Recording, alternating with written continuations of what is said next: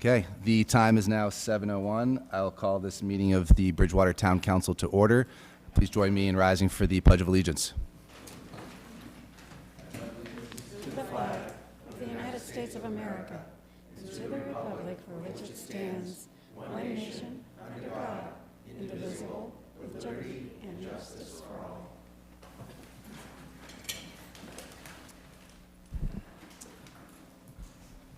This town council meeting is being streamed live via YouTube. Please go to the Town of Bridgewater Facebook page for the link. Tonight we do have condolences for one of our veterans, Mr. David L. Smers. He served in the U.S. Army. He passed on April 26th, 2025. I'd like to ask for a moment of silence for Mr. Smers and his family and friends.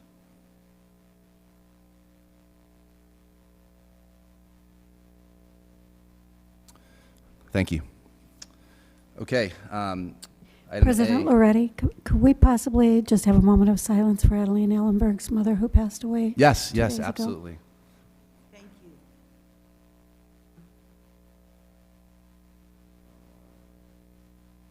you. And our condolences again, Ms. Ellenberg, for your mother. Thank you. Okay, item A, approval of minutes from our May 6th meeting. I'd like to make a motion to amend. Do I have a second? I'll second it. Looking to amend new business E. It's resolution R FY2026. It's on the school district budget funding that Councilor Striggles put forward. I just want to correct the councilor that made the motion was Ellenberg. I was the one who seconded, and the count on that motion was 8-1, with the only no vote being Councilor Murphy. Okay. Do I have a second for that amendment? I'll second that. All those in favor? Aye. Aye. And then I'm looking for a motion to approve the minutes as amended. Make a motion. Second. Second by Mr. Lindy. All those in favor? Aye. Okay. So for the next item, announcements from the president. I have a few announcements tonight. So firstly, Monday, as we all know, is Memorial Day. We want to invite all citizens to come out on Monday and remember those who made the ultimate sacrifice for our freedom. Last year, we had a great turnout, and we hope to build upon last year's success for this year's ceremony and parade. Please stay tuned for some more information from our veterans agent, Mr. Greg Martin, who will be providing some more information during the citizen comments period coming up here next. And I hope to see you all on Monday. I also want to invite all residents out next Saturday. This will be the first of a few Bridgewater farmers markets of the season. It's going to be Saturday, May 31st. As of just before this meeting, I checked on Facebook. There were over 3,600 people that were interested in the event, which is a very, very large number of people. So I hope that all those who are interested, they do come out. There are over 30 committed vendors that are going to be at the event at Town River Landing. And I'd just like to recognize Mr. Alice Serta and Fire for Effect Foundation for putting forward that effort. And I look forward to that amongst many other farmers market events this summer. I believe Al will also be making some comments this evening, so I'll refer to him for some more information. I also want to selfishly acknowledge our youngest and newest Bridgewater resident. My wife had our daughter this weekend. So we are happy to have her, join our community here. Yeah, Lucy Jo Loretti was born on Sunday at 5:36 a.m. and she's doing great. So we're happy to bring her into the world, and that's all I have for announcements. So next we have no proclamations, and we will now open up for citizen open forum. Due to Massachusetts open meeting law requirements, discussions will not take place during public comment periods. If appropriate, responses to questions and concerns will be given by the town manager at a future council meeting. Anyone may comment for up to 3 minutes, and just to honor everybody's time, I'll raise my hand and give you a 30-second warning so that we could keep everybody's comments to 3 minutes. Please do the best that you can. So would anybody like to come up and comment?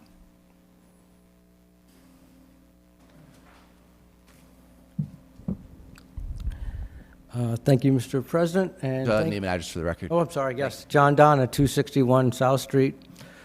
Thank you, Mr. President, and thank you, Madam Vice President, and congratulations on the new addition to your family, Mr. President. I didn't get a chance to speak last meeting, but I just wanted to take a moment to congratulate the council members that were recently elected or re-elected, as the case may be. I want to especially congratulate Councilman Kennedy for being elected in your district.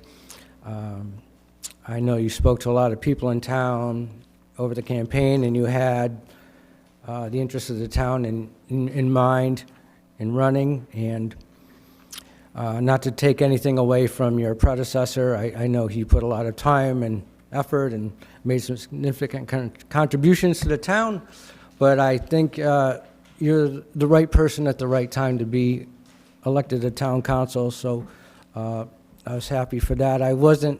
I'm not a resident of your district, so I didn't have the privilege to vote for you, but I want to congratulate the voters in your district.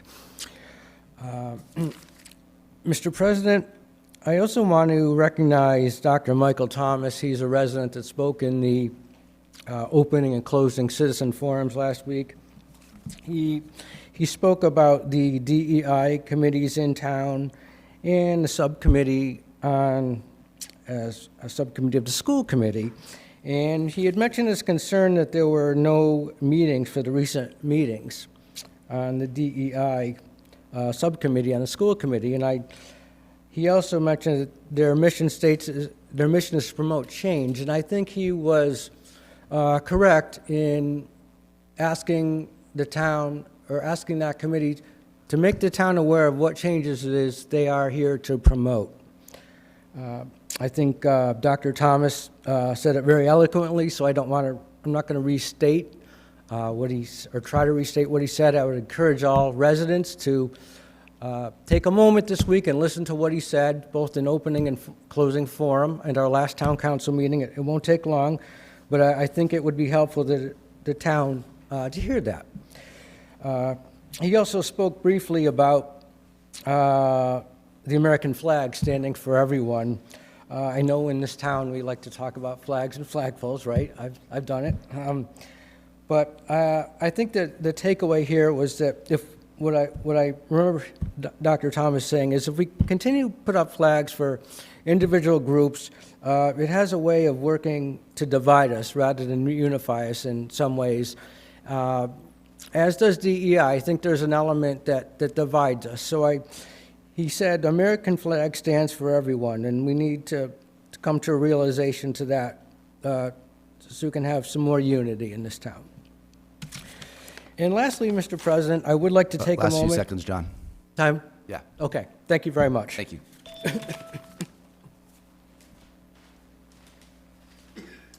Would anyone else like to come up?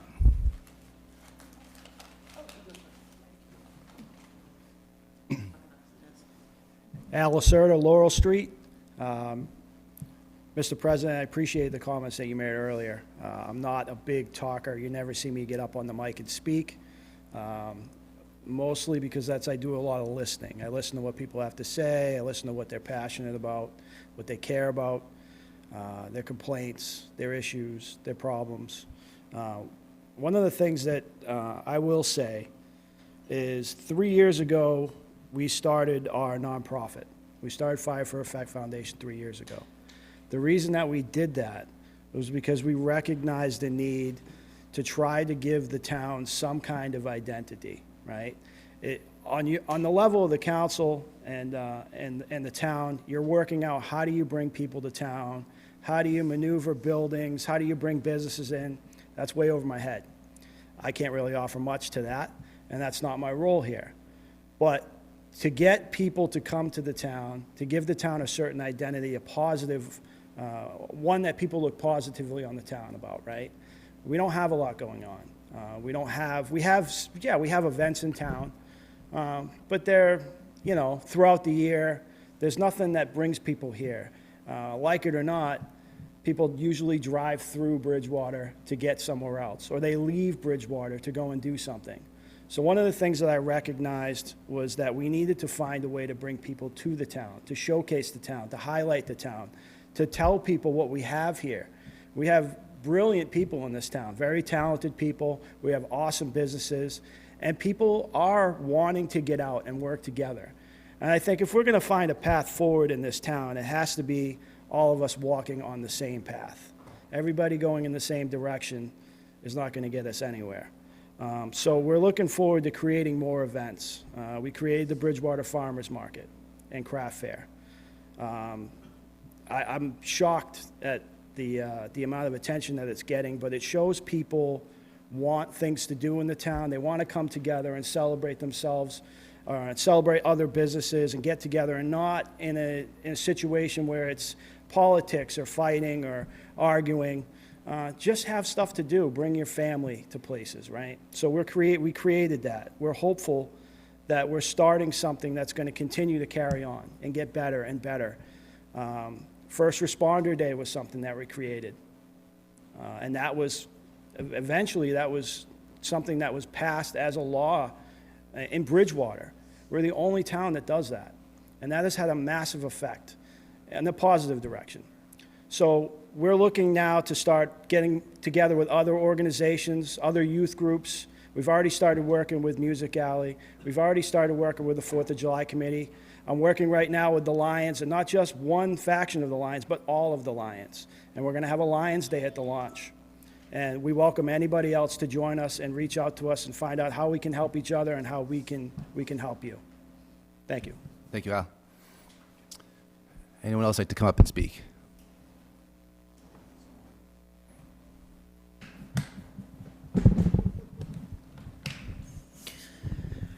Mr. President, members of the council, residents in attendance, good evening.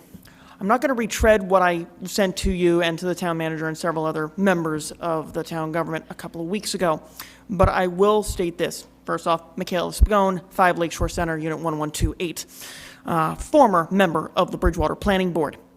I come to you today to express my concern that processes need to be honed and refined when it comes to finding candidates to be placed on boards, committees, and commissions. The circumstances of which I have spoken to you about and let you know about greatly concern me as to how certain folks are chosen. Next year is going to be my 20th year of service to this community in one manner or another. I started on the Master Plan Committee as just a clerk member. I am now chairwoman of the Finance Committee.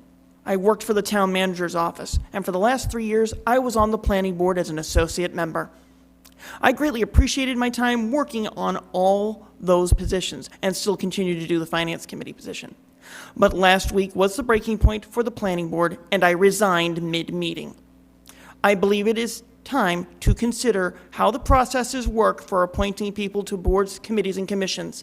Because I can tell you right now, Mr. President, and to folks at home right now, and they can even ask for the letter I sent to you as a public records request, I will not be used as a tool for political gain from anybody in town government, whether they be a colleague of mine or someone else in the community. I was insulted by it, and I believe anybody else would be offended by it. So I will leave you with this, Mr. President.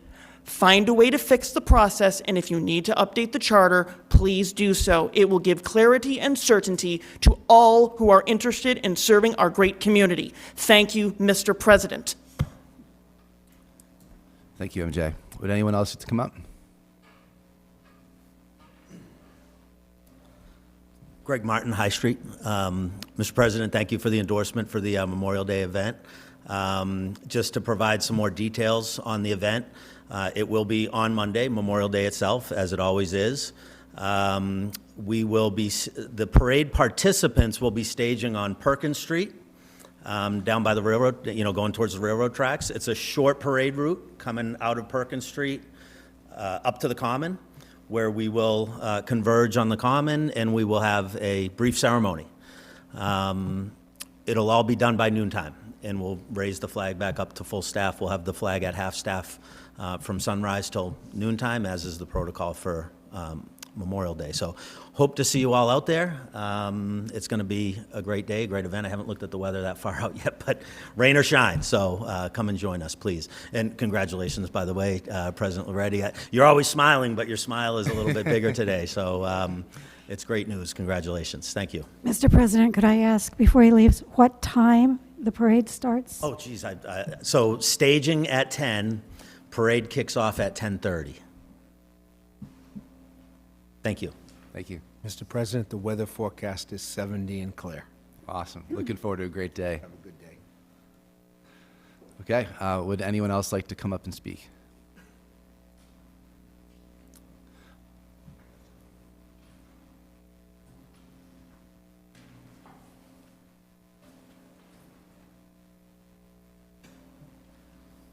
John Sylvia, 90 Haywood Place. Just a comment on a apartment complex that's being proposed downtown. It just doesn't have enough parking, and it's been ongoing for a while now, this proposal. And that's all I want to let people know about, is it's out there, and I don't know if people have been paying attention to it. It's being squeezed into a very small area, and they don't have enough parking. And the lastly is, you have a town employee that I've seen and heard on other boards that pressures the boards and shouldn't really be doing that. So I just want to let you know that. It's not right. So, thank you. Thank you. Hi, Ashley Mallard, 270 Grange Park. I just wanted to thank the town manager. I know you guys put in a lot of effort for the override information and package on the front page. I don't know if it's possible, but can the website be manipulated by cell phones?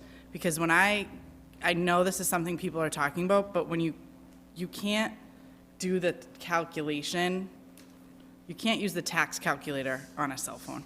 It just, I don't know who has the power to update it, but if it's possible, not blaming, I could not, I would have to defer to someone else. But that's just something I know at this day and age, there's a lot of people who don't even carry, like my mom doesn't have a computer at home, right? She'll only look stuff up on her cell phone, which is better than the computer we had in the 80s, for sure. So if that's possible, that even in general, our website could become more cell phone friendly, would be a step in the right direction. Thank you. Thank you, Ashley. And would anyone else like to come up and speak? Okay, we will move on, and there is a citizen comment period at the end of the meeting if you would like to come up and speak then. We do not have any appointments, so we will move on to hearings, and our first one is petition 2025-021, petition for National Grid and Verizon New England, Inc. This is for poll locations on Pleasant Street.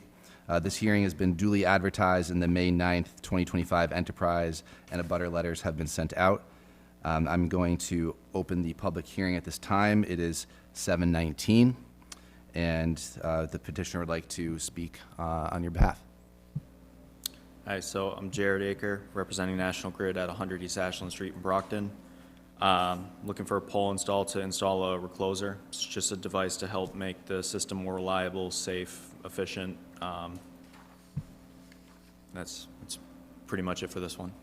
Great, thank you. Are there any questions or comments from the public that would like to come up and speak? Seeing none. Are there anybody from the public like to come up and speak in favor? Seeing none. Would anyone from the public like to speak in opposition? And seeing none, I'll open it up to counselors if they have any questions for the petitioner. Seeing none, so I'm going to close the hearing. That took 1 minute. It is now 7:20 p.m. And I'll ask for a motion to approve. So moved. Thank you, Councilor Striggles and Councilor Ellenberg. All those in favor? Aye. Aye. Motion passes. Thank you very much. Okay, moving on to the next hearing, petition P25-022, petition for National Grid and Verizon. This is for a pole location on South Street. Sorry, that was for before. This hearing has been duly advertised in the May 9th, 2025 Enterprise, and abutter letters have been sent out.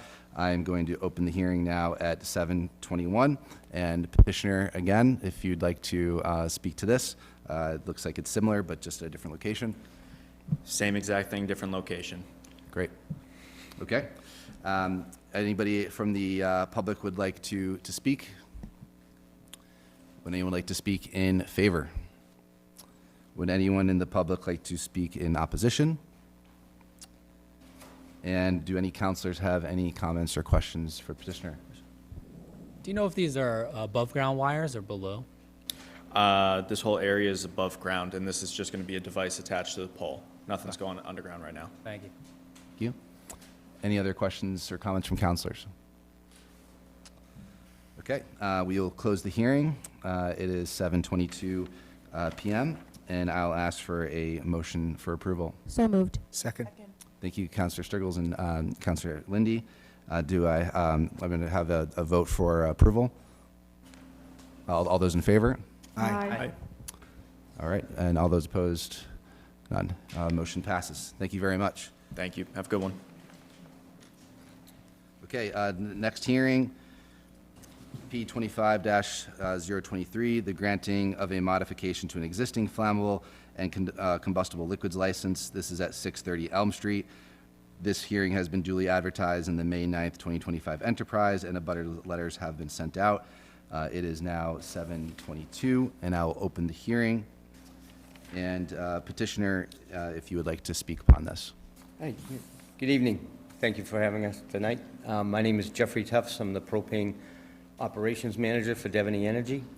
You might be aware that we have a facility on Elm Street, right next to FW Webb, would be between Webb and Lucini's. We fit right in there. The original design of the plant made room for another tank, and we've gone to the planning board and got their approval on the site plan, the changed site plan. And we now need your endorsement in order to increase the gallonage that is stored there.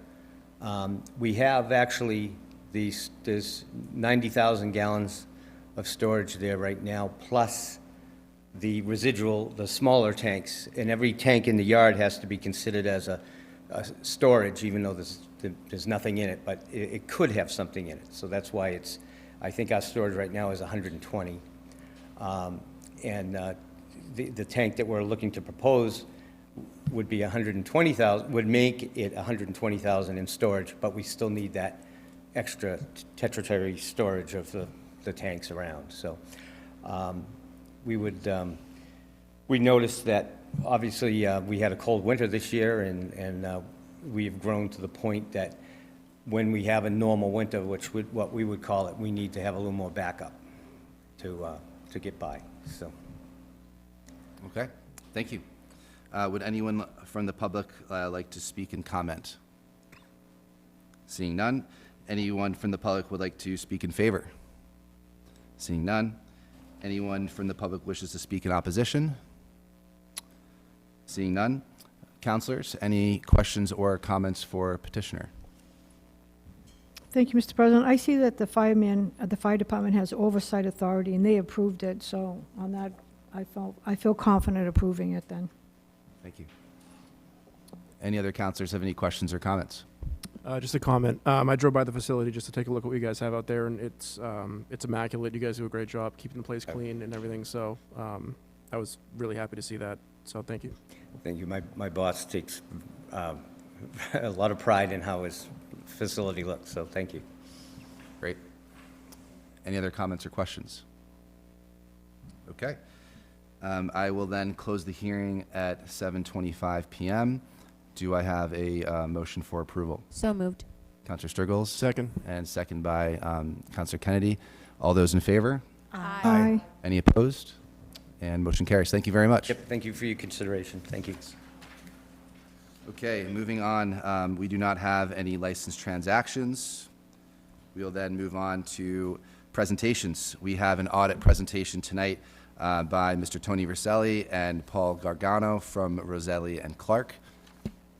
And we look forward to your presentation on the audit. Oh, would you like to introduce the? You've done a good Sorry. job. I just wanted to let you know that Mr. Roselli unfortunately had something come up tonight. He's not able to join us, but Paul will do an excellent job of going over all of Bridgewater's information and answering your questions. Thank you, Paul. Thank you. Again, I'm Paul Gargano with Roselli Clark and Associates. I've been a partner for about 7 years. I'm going to go through an introduction of kind of how we conduct the audit, what we do as part of our process. Then I'll touch on some economic trends. Then we'll touch on the two biggest liabilities of the town, the OPEB liability and the pension liability. And then I'll finish up with some informational items and some general findings and recommendations. And if any time anyone has any questions while I'm going, please stop me, or we can wait till the end and take any question you may have. So what is an audit? So we are performing a financial statement audit for the purpose of issuing an audit opinion that your financial statements are materially stated. It's not a forensic or a fraud audit. It's not designed to detect fraud, although our auditing standards require us to perform certain procedures such as inquiries of staff and management and tests of certain transactions that are designed to potentially address fraud. But it's only as part of our audit standard. It is not a main focus of the audit, or, like as I said, our audit is not designed to detect fraud. It's performed in accordance with GAGAS, which is Generally Accepted Government Auditing Standards, also known as the Yellow Book, that's issued by the OMB in Washington. That requires us to review internal control over compliance over major transaction classes. So that would be cash receipts, payroll, and vendor disbursements. It also requires us to do risk assessments in all areas of the finances and perform enhanced procedures in any area we identify as being a material area. Since you spent over $750,000 of federal awards, we also performed a single audit in accordance with the uniform guidance. The uniform guidance is also issued by the OMB in Washington.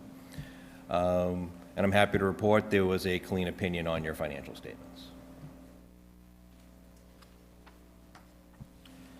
All right, we'll start with some economic trends. This is the trend of your reserve balance. So this would be your unassigned fund balance in the general fund, which includes any stabilization reserves as well.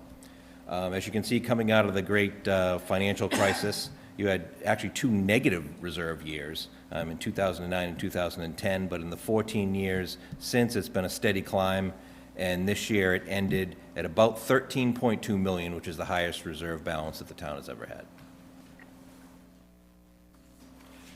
We also like to talk about the reserves as a ratio. So the reserve ratio would be your reserves as a percentage of your general fund expenditures. So the high metric, which is what the bond rating agencies like to see for their top tier communities, would be 15% reserve ratio. The state average in Massachusetts is about 10%, and the low metric from the bond rating agencies is really 4%, which is really the minimal level. Yours ended up at 17.7%. At the end of the fiscal year. So you're above the high metric that the bond rating agencies like to see. So you are in that top tier with the level of reserves that you have. So some more trends. As in the last slide, the reserves continue to increase. They increased by $1.2 million during the year. How did we get there? Well, your local receipts exceeded your forecast by $2.3 million. That was largely due to motor vehicle excise and investment income coming in higher than budget. In addition, your departments returned $0.9 million of unused budgeted appropriations, and your use of free cash slightly offset these favorable outcomes, which led to the only $1.2 million increase in your reserves. Again, your metrics continue to exceed the state average, and you have been in that tier 1 for 5 consecutive years. Right now, you have your bond rating with Moody's only, and you have an AA3, which puts you as a high-grade issuer.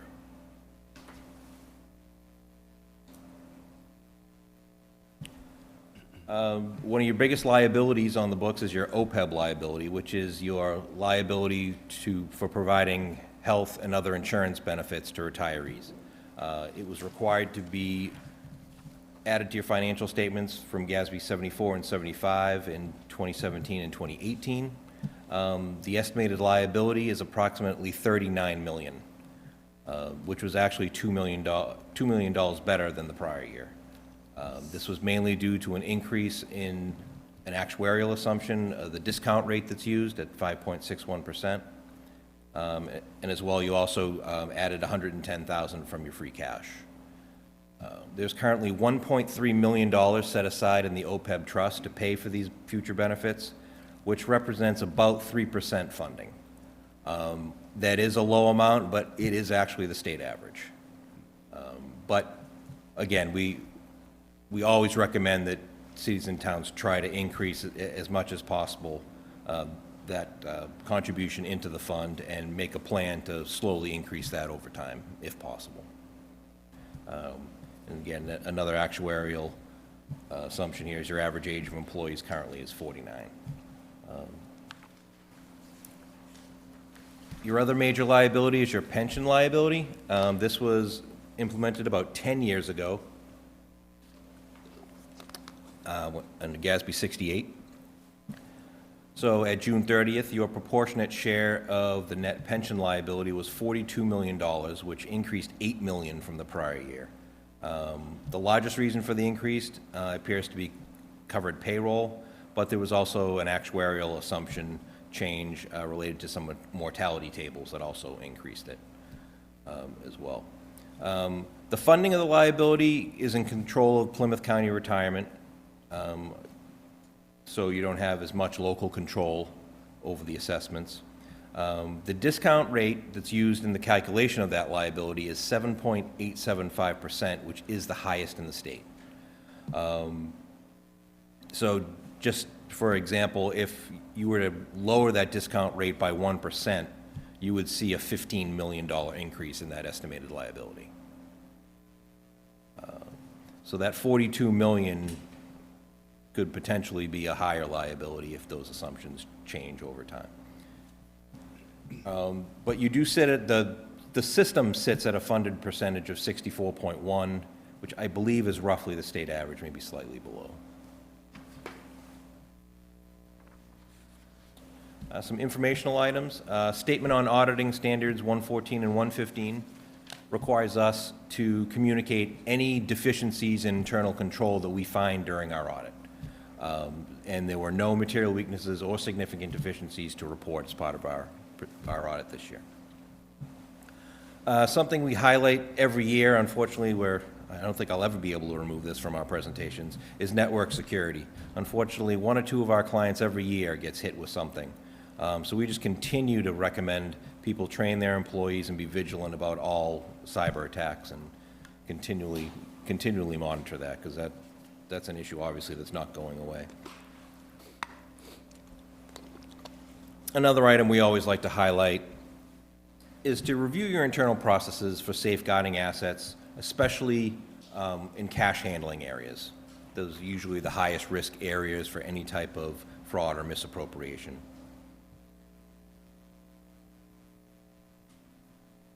And finally, just one general recommendation. This year we noted that the tax title and foreclosure receivable balances in your general fund sit at about $1.9 million. That's over 50% of the receivables in the general fund. Now, it's not indicative of your collection procedures. The Treasurer's Office actually has adequate collection procedures. It's just over time, delinquents go into tax title, and sometimes it's hard to get them out. Some communities have looked into assigning those receivables. There are companies out there that will buy your tax title and foreclosures. You can pick through them. You don't have to, if there are certain ones you don't want to sell, you can do that. So it's something worthwhile to look into, because that's $1.9 million on your balance sheet that could free up and become part of your reserves. And that's it for my presentation. If anyone has any questions, I'd be glad to take them. Thank you. A lot of counselors are interested in the work that you do, so I'll open it up to the counselors, and let's make sure that everybody has an opportunity to provide comments and questions on the audit and how this works. So I'll open the floor if anyone would like to begin. Councilor Kennedy. Good evening. Thank you for coming in and speaking with us. As a counselor, I've heard from the public also during my recent run, there's been talk of people wanting to look into a forensic audit for the town. So some of these questions primarily revolve around that. With what your firm provides, what is the difference between that annual and a full forensic audit? What is the difference between kind of the overview that you guys are providing, and if somebody were to come in and provide a forensic audit, what would be like the main points of difference there? Well, again, so we're mainly concerned with the financial statement. So again, we're liabilities, assets, making sure you're properly stated, so the bond rating agencies and your investors can really look and make sure, you have a healthy financial position, among others. When you talk about forensic audit, it's kind of that's a very broad statement.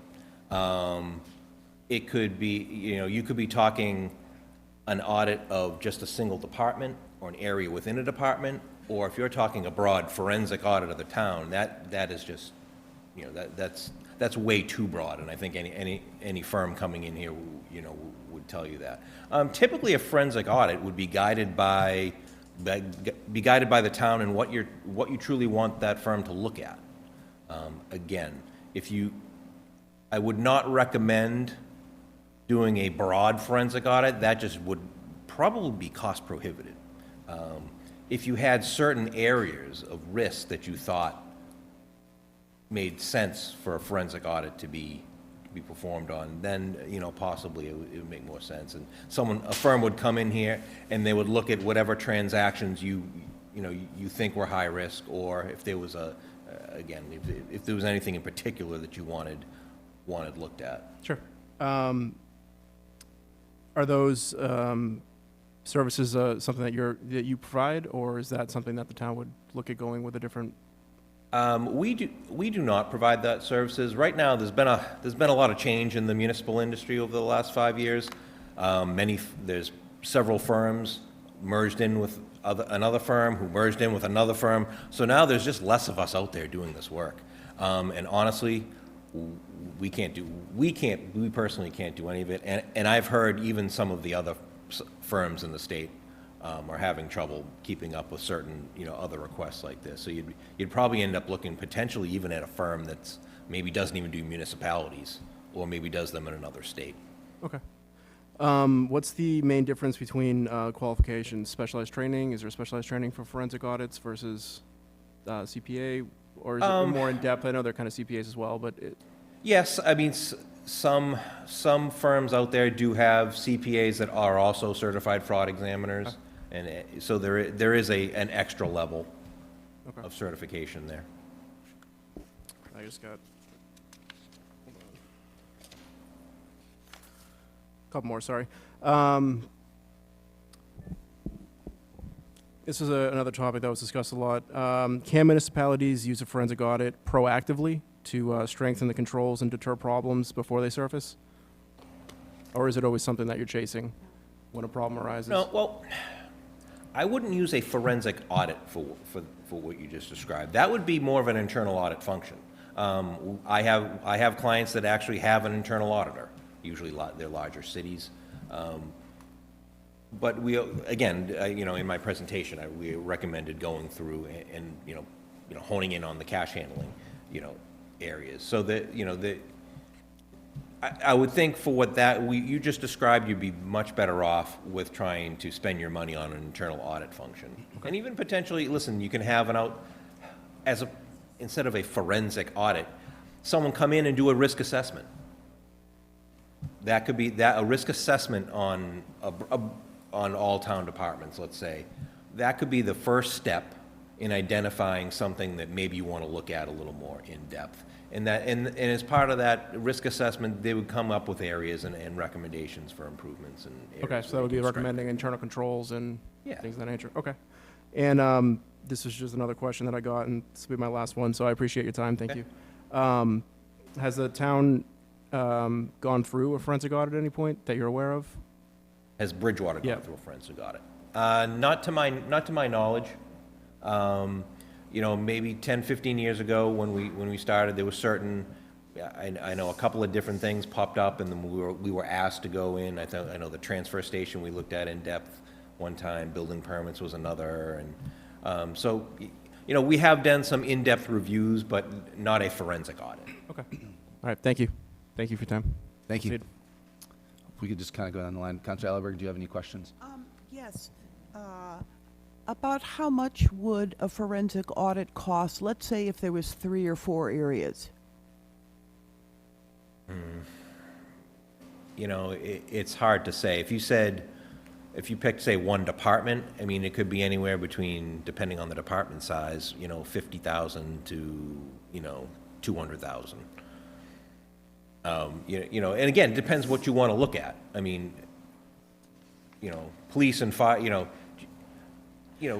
sometimes with, police, you see, you know, they have to bring in the state police to look at some of these transactions, because honestly, their payroll can get so complex that you want an expert in there. So it really depends on what you're looking for. I mean, it can, you know, again, the broader you go, the more expensive it's going to be. Would you be reviewing contracts that the town has entered into already? Yep, that could be part of a forensic audit. Okay. That would definitely be an area where you'd look at. Okay. Are you aware that recommended is the start with an audit committee? Yes. Yes, and do you recommend that's the way we proceed? Is there, I mean, yeah, so you absolutely should have an audit committee, and then, yes, that would, I mean, I would think if you were going to go further, that's where it would start, absolutely. Okay. Yeah. Thank you. Thank you. I reviewed our past audits and I haven't seen any improprieties, and I appreciate the presentation, and I have no questions for you, but thank you for your time. Okay. Thank you for comment. I have one question. Where it says local receipts exceed forecast by 2.3 million, it's the excise tax and the investment income. What are we investing in?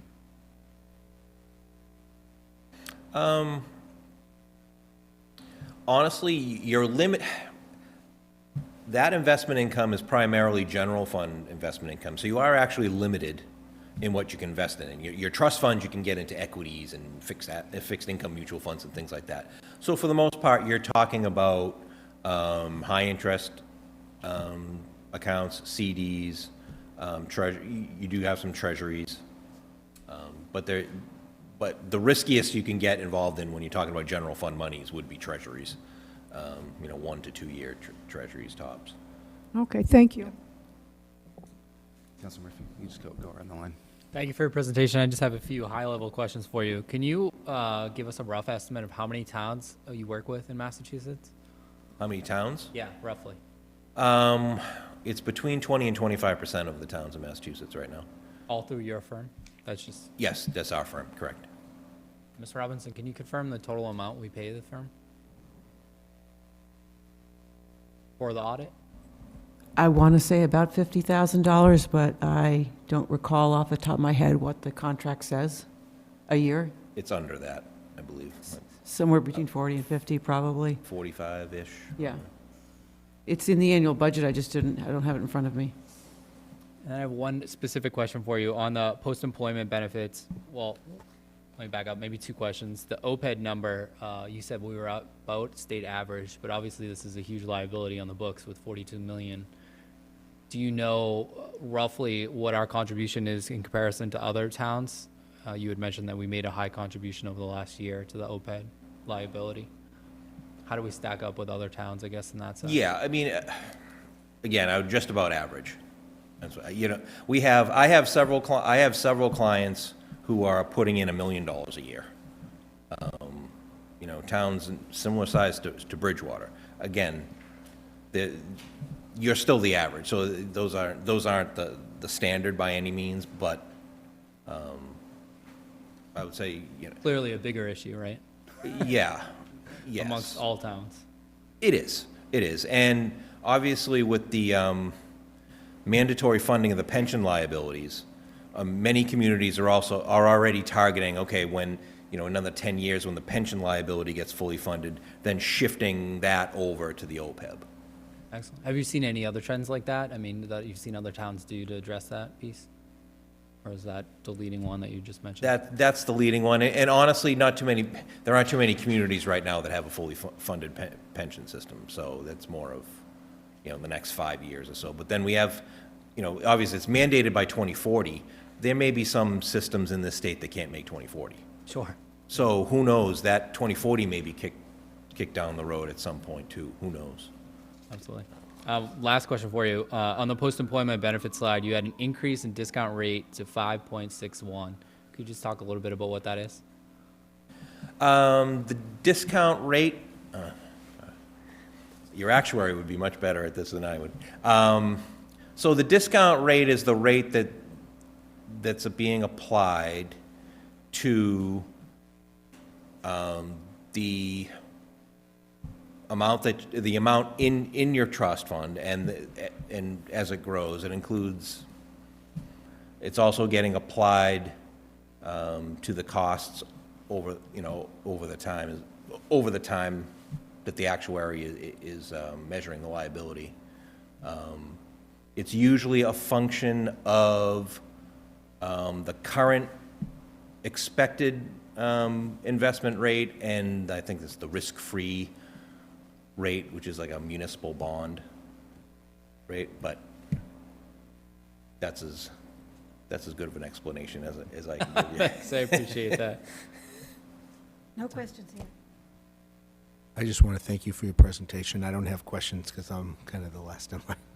All right, thank you. Thank you very much. You mentioned that the average age of employees is 49. What is the average retirement age, just so that we could kind of project out when we would expect to want to be prepared for this? Honestly, I couldn't tell you. Okay. I'd say it depends on the situation. Generally, your police and fire employees will be a little on the younger side. Other employees, especially as the mandatory number of retirement age is 60 and 10 years of service for a pension, has gotten a little higher. There's that balance. But the state law require that once you've accepted the sections of the law that provide post-employment health insurance, you can't take it back, you can't change it. And as health insurance gets more expensive each year and employees live longer, that's part of what goes into the actuary's analysis, as well as what you're able to put into it. But I think information I've seen is exactly what Mr. Gargano suggested, was that Bridgewater's long-term plan was when the pension is fully funded and we don't have that liability, we can shift to the OPEB fund. But right now, we're carrying all of the costs of retirees and current employees in our operating budget. But sooner or later, that tipping point is you replace one employee retires with a new employee, you then have two people you're carrying, and so it just gets bigger, and that's why the fund is in place. Makes sense. Okay. Well, thank you very much. That was very helpful. All right, thank you. Thank you for having me. All right. So we will now move on to Town Manager's report. I'll send it back to Town Manager Robinson. Mr. Rulli. Good evening. First of all, I'd like to congratulate Mr. Kennedy and Mrs. Hunt for joining the council. Mrs. Hunt has worked with me previously. Mr. Kennedy has not had the privilege or experience. Be polite. Then congratulations to you, Ms. Loretti. I remember when my daughter was born, it was the happiest moment of my life. Then she became 11 years old, and I became a human ATM machine to her. Then she became 13 years old, and I couldn't be seen with her. So enjoy this time. That's all I have to say to you. So congratulations. So first of all, I want to start with the fire station update. We continue to be a little bit ahead of schedule and under budget. If you look at the PCO log, there are some outstanding large number items on winter conditions. So initially, before I was involved in the project, this project went to bid and contracts were signed, and then there was a delay of almost 6 months, so the schedule was thrown off. We are meeting later this week. I've asked our CHA to kind of map out, if we had started on time, where would we be in winter conditions, because this project wasn't going to be completed in 6 months. So we do expect that there's going to be some reduction in what those numbers are. I don't know exactly what those are, but the expectation is they would have been doing work in the winter regardless of when they started. But other than that, everything is tracking. If you've been by there, I mean, the progress is outstanding. The weather was our friend despite winter conditions. Most of that was related to having to heat because we were pouring concrete and spraying walls. But we've bought out most of the projects, so we don't have any supply chain issues. We don't have any cost increases. We always have some change orders that come through, but all in all, we're monitoring this, and I think we're in really good shape that we're probably going to end up with some kind of balance in the contingency at the end of the project. Still looking at end of fourth quarter 2025, first quarter 2026 for occupancy, but that can still all change. I'm happy to answer any questions anyone has on that. I have them. Mr. Ridley, thank you for the update. I think that was a really good update that you provided. Just a question on the change order. I see that one was rejected, modification of fireproofing zone. Do you know anything about that? Yeah, I mean, there are certain things that the general contractor will put forward. Then we have weekly meetings on Wednesdays with everyone. Then we have meetings on Mondays with the architect and CHA and the town as the owner. Some are unreasonable. We don't think they're necessary. We get some change orders that come internally through the town through IT. They come at a later time, as an example. If we've already poured a floor, we're not going to cut a hole in a floor to try to run conduit. So the contractor is always going to try to put something forward based on what their subcontractors are telling them, but I'm incredibly responsible. I think it's my fiduciary responsibility for the town to make sure that we're not spending money unreasonably. I'm probably not getting any fruit baskets from M. O'Connor or any of these subcontractors at the end of the year. I see that as a good thing. Thank you. I think that's it. Great. Any other counselors have questions for Mr. Ridley? Okay. Moving on to the Summer Street Park update. I hopefully you all got something in your package. We're looking at the Summer Street Park to be more than just the Summer Street Park. We spent a lot of time at the end of last year, first quarter of this year, looking at Central Square traffic and pedestrian improvements. We've been working very closely with Bridgewater State University. So we've identified a number of projects that we can do in the short term, in the next year, that we want to focus on. One of the takeaways from the Central Square conversation was, the potential to add a roundabout at the intersection of Broad Street, Main Street, and Central Square and Summer Street. Realistically, we are not going to see any federal money coming our way for any kind of highway improvements in the next 3 years. So we've kind of pivoted. We have another $150,000 coming through the governor's economic development bill to look at Central Square. We're trying to repurpose that money to look at, let's improve the sidewalks on both sides of Summer Street from Central Square down to the intersection of Plymouth Street. We've received $500,000 to do the gas station project from the state. There's a commitment for another $100,000 from Bridgewater State towards that project. We've included in this package what the initial design of the building looks like. There's been work done in terms of what the landscaping for that project could be. We've just closed out a Complete Streets grant from completing the Main Street sidewalk improvements. We are looking at a Complete Streets grant for improving the pedestrian crossings at the intersection of Plymouth and Summer Street. Ongoing is a shared street project in partnership with the university and the town for sidewalks on School Street.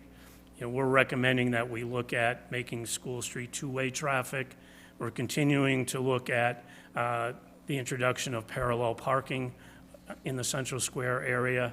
And then also looking ahead, anticipating that when the fire station project is completed, the existing fire station building will be torn down. There'll be some environmental remediation that has to happen. Looking at the old town hall, there's going to be an elevator that needs to be added that would encroach onto the existing fire station, but also looking to see how do we better utilize that town parking lot that we have now that's completely underutilized in partnership with the university and state higher education for funding to do a two-tier parking ramp. So we're looking at all of these things cohesively right now. June 11th, we're doing a community open house just to discuss these. But in terms of the Summer Street gas station, we have the designs for the building. They're not final, but that's what we need to submit to the state by June 1st. We have a signed contract with HGA as the architect.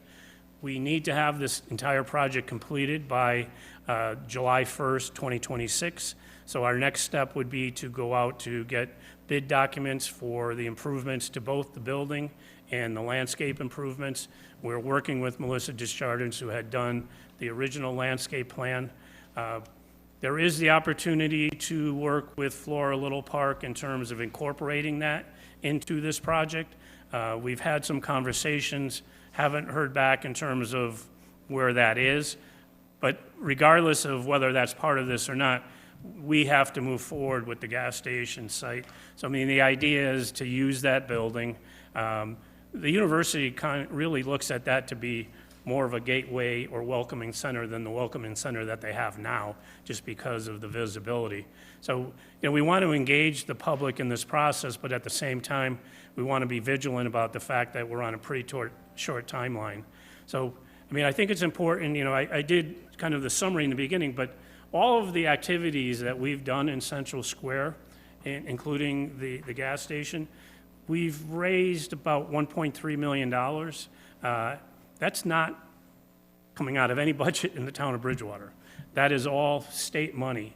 So we've been very effective on that. We're still looking for additional money, but we look at these to be short-term wins. They're all consistent with what vision and reality is. I show the flow chart. I've shown that in the beginning. I've highlighted 3 of those in yellow, how these tie into what we're doing. I mean, I think we're in a really good position right now to make some changes. We are anticipating that we're going to get $30,000 from the state for a consultant to come in to help us with wayfaring signs in the downtown area, signage. There are people that drive through town. I mean, I heard it before. People drive through town. They don't stop in town, that don't know there's a university 300 feet from here. So, I mean, we want to make sure that we continue to strengthen that relationship with Bridgewater State. But I'm excited as to some of the energy that we've created around some of these projects right now. So happy to answer any questions that you have, but just to give you an update on where we are. Thank you. Councilors, questions? A few questions. Thank you again, Mr. Rulli. I know that a lot of folks talk about the crosswalks downtown, and I know you mentioned sidewalk improvements. Are those getting addressed, or would those be in the initial phase to get Yeah, addressed? I mean, you know, I think that's something that came out of the initial phase 1 of Pathways to Progress, is what we called it.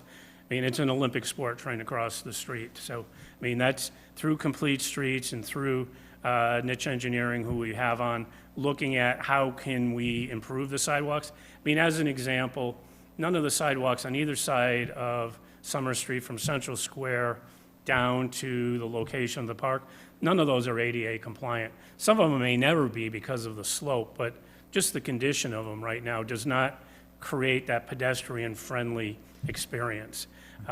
So eliminating some of the crosswalks, I think, is something that we're looking at. You know, I think I mentioned this previously. Old Colony Planning Council is completing a Route 104 corridor study. We had the Route 18 corridor study done, so we're going to take a lot of that information, but eliminating some of these crosswalks is going to be important. You know, the slips exit by the gas station might need to be eliminated.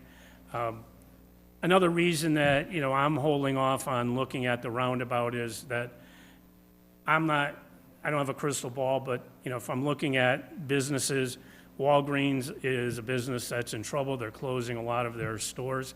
I think that site potentially could come into play as a development site in the future. That might impact how we look at that intersection again.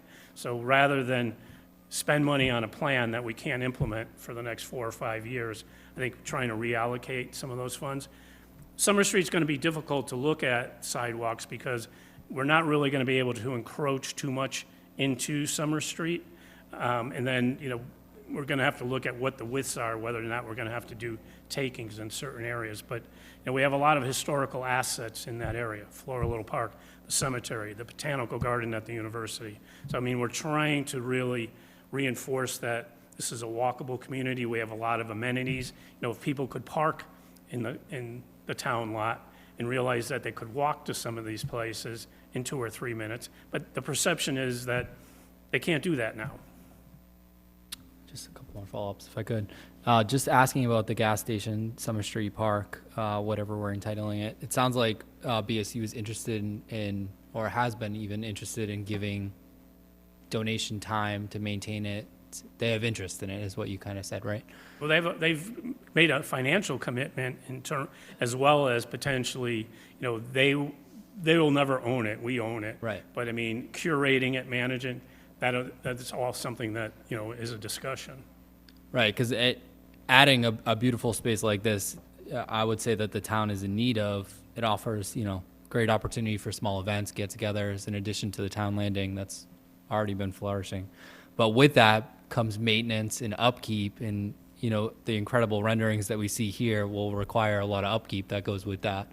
And as part of the override, something we talked about is as we add these parks and spaces, it's important to maintain them and keep up with them, correct? And how we want this to look 10 years from now will depend on proper staffing and maintenance of these areas. My conversations with the university, non-binding, are if we do this, you will do this. Right. You will be the curators, you will maintain it. And the same is true for Flora Little Park. If they were going to come in and do trash or lawn at the gas station site, could they go right next door? So, again, I think that decision doesn't need to be made now.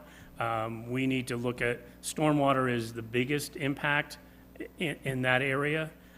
We need to mitigate the stormwater on our own site, but the opportunity to include Flora Little Park is, I think, advantageous to everyone, but we have to proceed regardless of that's part of it now. But, our goal is to, no different than with the old town hall, the conversations we've had with the university is potentially they would be responsible for curating and managing activities there.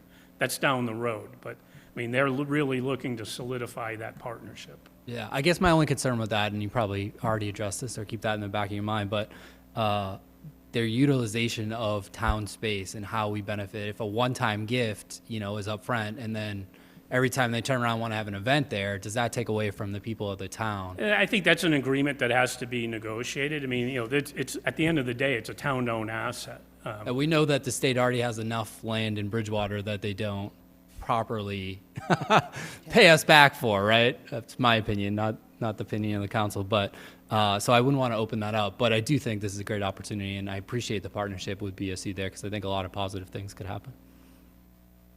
Thank you. Other councilors? I would echo Mr. Murphy's opinion as mine as well.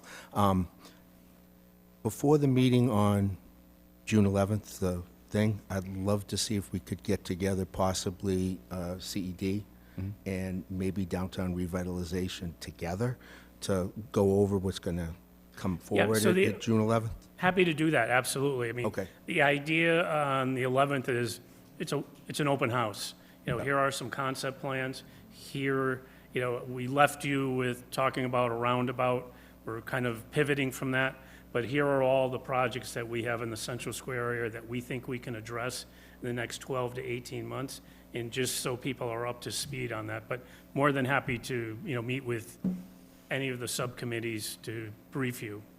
But there's not going to be any formal presentations. There's going to be a series of boards, and just to have conversations with the public. Okay, thank you. Thank you. I want to also echo Councilor Murphy's concern with BSU's usage of the property itself. A one-time payment is great if they're going to do regular maintenance and upkeep, and we're going to rely on BSU to do that. That may bring some concerns down the line, so I'd like some clarification at some point as to what the plan actually is going to be when we get there.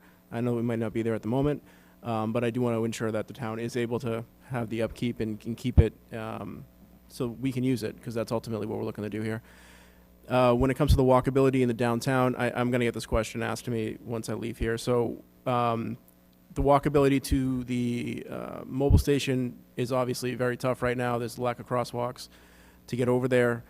And then the parking lot being considered to be fixed, considering the municipal parking lot to upgrade it or change it so it actually functions better as a parking lot, because right now that is a mess. Are there any plans to, if you're going to link the center to the mobile station, we want to also ensure that people that come visit are also spending money in the center of town. So is there anything more immediate for the crosswalks in the center that are being addressed?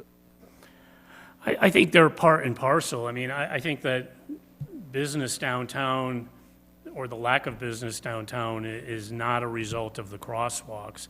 I think some of it is a result of the quality of the buildings and what owners are contributing. You may not know this, I was a student here from 1977 to 1981. We never hesitated to walk downtown. There was a hardware store, there was a camera store, there was a record store.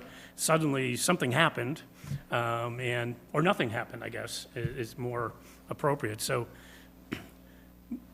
I think the type of traffic that we have that comes through town has impacted the pedestrian experience. Our thought is that, if we go to parallel parking, which we discussed as part of Pathways of Progress on both sides of Central Square, eliminate diagonal parking, that creates a better pedestrian experience. But, early on, I did a slide. I think there's 14 crosswalks in the Central Square area. It's crazy. We are definitely looking at that. I think it's going to be tied into what is the answer to the sidewalks on Summer Street, eliminating that slip lane by the gas station. Just those two things are going to make a difference. But, when we look at the placement of some of the crosswalks, as an example where the bank was, there's a crosswalk there. Well, people are just coming out of the traffic light, picking up speed, and there's a crosswalk there. That makes no sense. I think it's, in the past, the town has eliminated some crosswalks in the Central Square area. I think it's just thinking logically in terms of where things are. Do we need to do more signalization? Those are things we're going to look at. But again, I think the perception is that this is not a walkable community, and it very much is a walkable community. Parking is something that I talk about a lot. People are like, we have a parking problem. No, you don't have a parking problem. We have a parking management problem. Private, on-street, public, semi-public, we have over 800 parking spaces in the Central Square area. I guarantee you that on a good day, we're at 45% full. So, it's just managing it. When we talk about signage, you've got an MBTA sign saying there's a commuter station somewhere. That sign is like 20 years old and faded. People don't even see it. People don't even know there's parking behind the gas station. So those are all things that can increase the pedestrian experience. We've had some hearings with the planning board. People are like, people aren't going to walk. And I use the analogy, if any of you are of a certain age, you went to a mall at some point in your life. You walked much farther than across Central Square just to get into the mall. And then when you were in the mall, you probably did 2 or 3 laps. So, it's just, again, it's a perception thing that we just have to make it feel better. Sure. But, we're completely focused on that. All right, thank you. Thank you, Mr. Rowley. Any other counselors? Yes, thank you. Would it be appropriate to slow the speed down around the common to like 10 miles or 15 miles an hour to make it more walkable? Or can we not do that being a public highway? Well, first of all, these are not state roads in the downtown area. The state road begins at the entrance to Town Hall going towards Middleborough. and then it becomes a state road just past where the former Napa is on Broad Street. Same thing so I mean, we have the ability to slow traffic down. To your point, I mean, there are all kinds of animations that show that when traffic is at a slower speed, it moves more efficiently, but it becomes an enforcement issue. So the configuration of what Central Square is now is, is that car going to go this way because they don't put the signal on, or are they going to go left? Then people are, so we think that having two-way traffic on either side with parallel parking is going to help the problem. But it becomes an enforcement issue, and I can't speak for the police in terms of enforcing speed. Question, you want two-way traffic on both sides of the common? That's what we had talked about, and that's what the community had seen when we did the two workshops on Pathways to Progress. Okay, and I'm concerned that if we still kept one way around the common, that you would have two lanes going against pedestrians, so that would not be good. It's not good for pedestrians crossing on Central Square now because they're coming out from behind diagonal parking. So by the time they get out there, they are auditioning to be a hood ornament. I mean, because they're putting their head out and no one sees them. So, I mean, there's not an easy solution. It's something that has been suggested by the engineers to be a better solution. It's going to require conversations with police and fire. And returning to signage issues, which could help monitor all of this sort of thing, how much do you think all the signs we need to show BSU, to show the parking, to show the speed limit of maybe 15 miles an hour, all of that, what would a cost of that be? I don't have an estimate of that, but as I said, I mean, we had filed an application through the state for a one-stop grant for technical downtown assistance. That got the initial approval. We met with the state yesterday.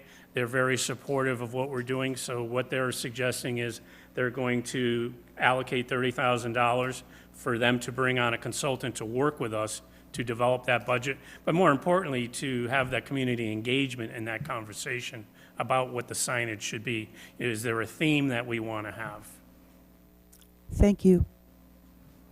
Do any other counselors have questions for Mr. Rulli? Thank you, Mr. President. Hi, Mr. Rulli. I have a couple. I like your pictures. I mean, I like both of them. I see that you don't have specific parking lines, so that way the food trucks can also come, which I really like, that we'd be supporting small businesses. The only thing I see is who's going to coordinate that?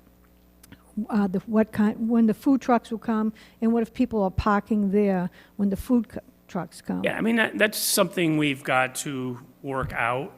The only on-site required parking we have to have is some ADA compliant parking. We need to add bathrooms there that are ADA compliant. But there are a lot of operational issues that still need to be worked out, which we hope to do over the next year. Right now, we're under the time limit that we have a small window to get the design package to the state to show what we are going to get reimbursed. That has to be in by June 1st. We're prepared to do that. But in terms of, are we going to have one big pergola or are we going to have two small ones? I think we need to see what the construction numbers come back at. Those are all things we can add in later. But, one of the challenges we have at that site is that, where you see those food trucks lining up is adjacent to a driveway to a residential structure to the rear. So we have to be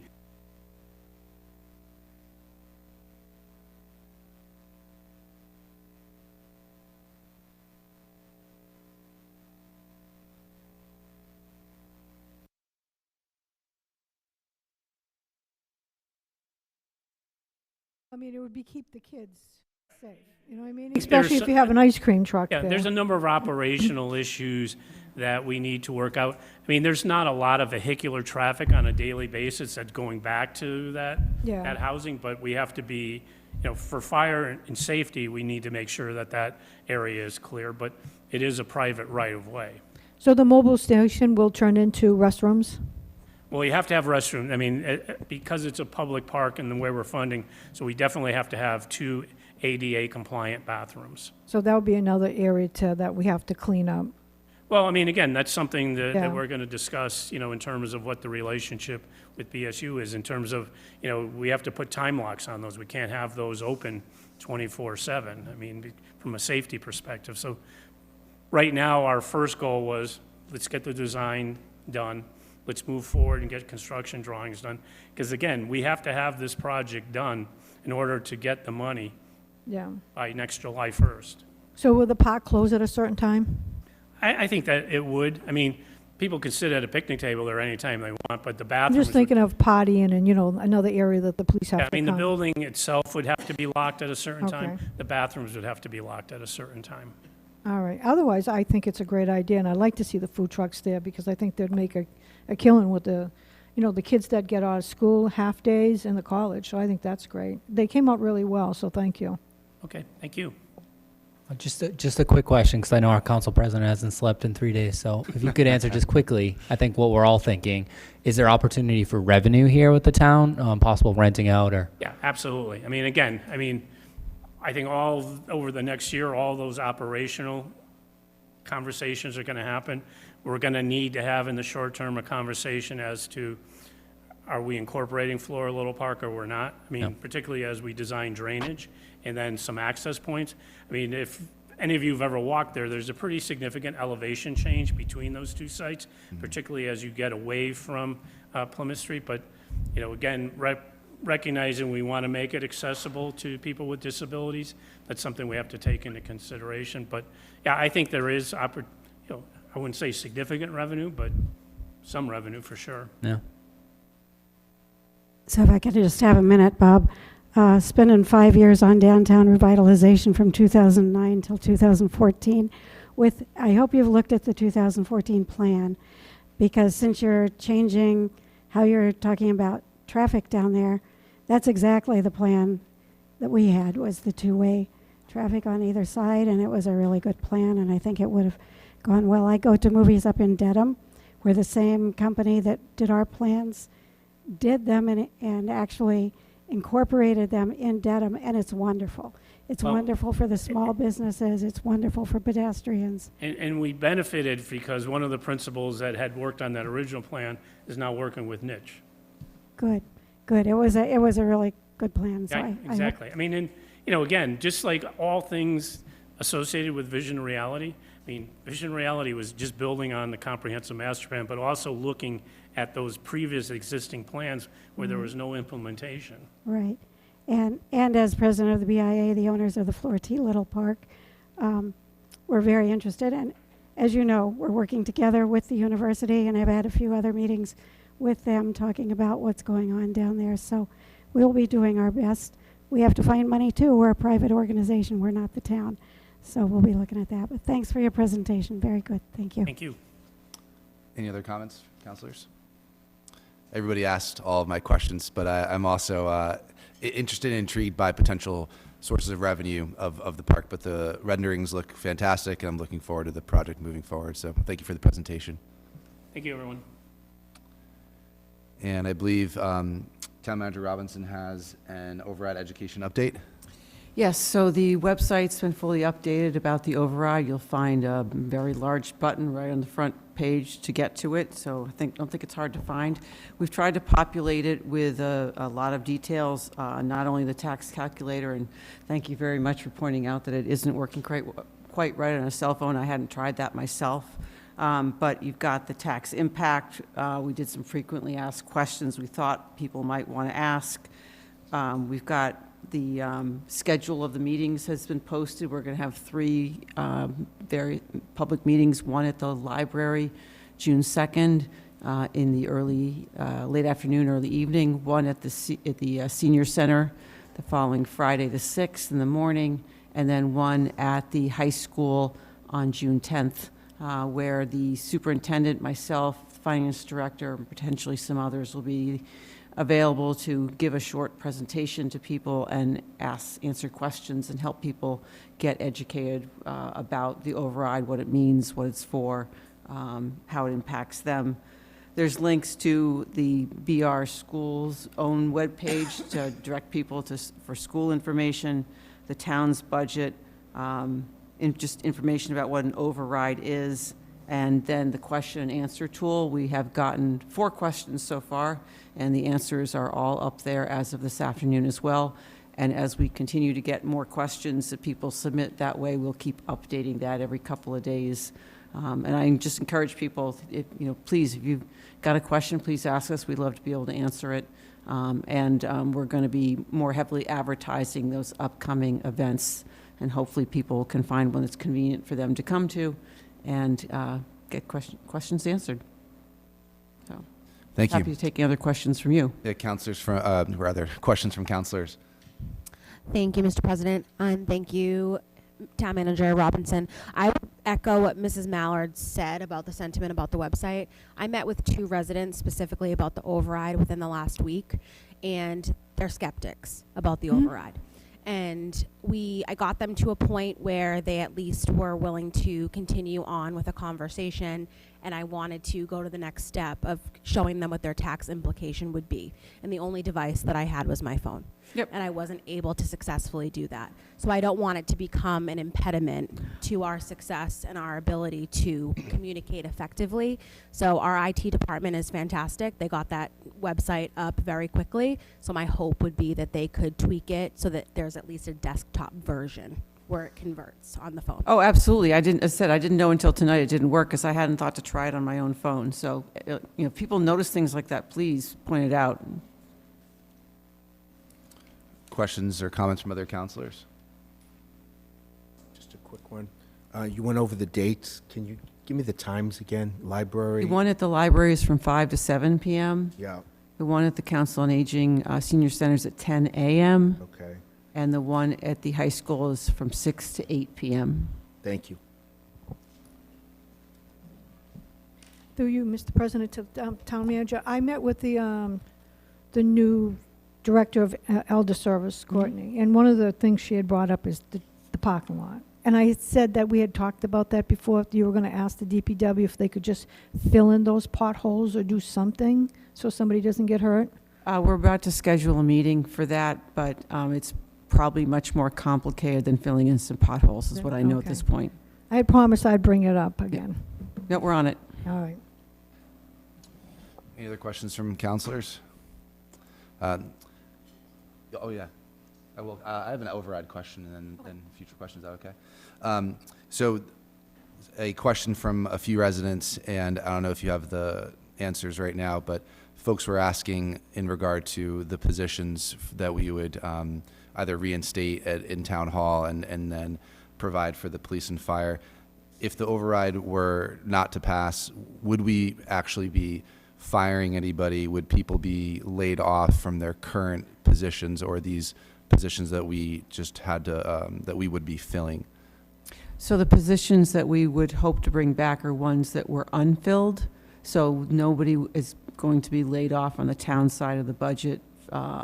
The police firefighter, paramedic, the police cadet, the mechanic, the DPW highway position, those were all budgeted but not filled at the moment, so no positions would be lost. And of course, if the override fails, we wouldn't be hiring the positions we wanted to add. Okay, thank you. So are we moving on to Yeah, to questions? future Okay. questions. I was contacted, as well as the town clerk's office, by a resident that lives on Goodwater Way. Apparently, 2 years ago, a car hit their street sign, and it was temporarily fixed, but now it is doing the lovely lean, and they're just worried that it's potentially going to become a hazard to someone, or someone especially in the neighborhood, or a passerby on a windy day. We've had some pretty windy days. So they just wanted to have that looked into to maybe have it more permanently repaired. And any other future questions or requests of the town manager? Okay, thank you. So we'll move on. We do not have any discussions planned, or rather, we don't have any discussions on the agenda. Do we have any committee reports? Mr. Murphy? Yes, Budget and Finance met this evening, and I will chair the new Budget and Finance Committee. I know all the committees, I think, have been posted to the website, the new ones, right? For folks to see. We did talk a little bit tonight about what we'd like the future of the meetings to look like. And just so folks are aware, we asked the Finance Department if they could provide us with regular revenues and expenses so that we can share that out with folks on a regular basis. We did ask to see the audit contract from the company that spoke here this evening to see if there's any additions or things that we could ask them to look into further possibly on that. Hopefully that gives us a little bit more control going forward with those pieces.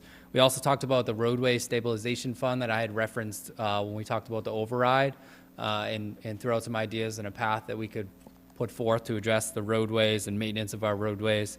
And finally, we talked about water and sewer, looking at that big picture financially, seeing how we can get a plan together for that, and also incorporate what we've already done to have a comprehensive financial plan for how we're going to address some of those big things. So hopefully utilizing this position in our committee to address some of the bigger issues that the town's facing, but look forward to being able to provide a regular update to folks on those matters. Great, thank you. And I don't believe any other committees met, so I don't believe we have any other reports. Okay, great. So we'll move on to legislation for action, budget order FY2026-006. This is for CPA Reserve Accounts, and I will refer this to the town manager.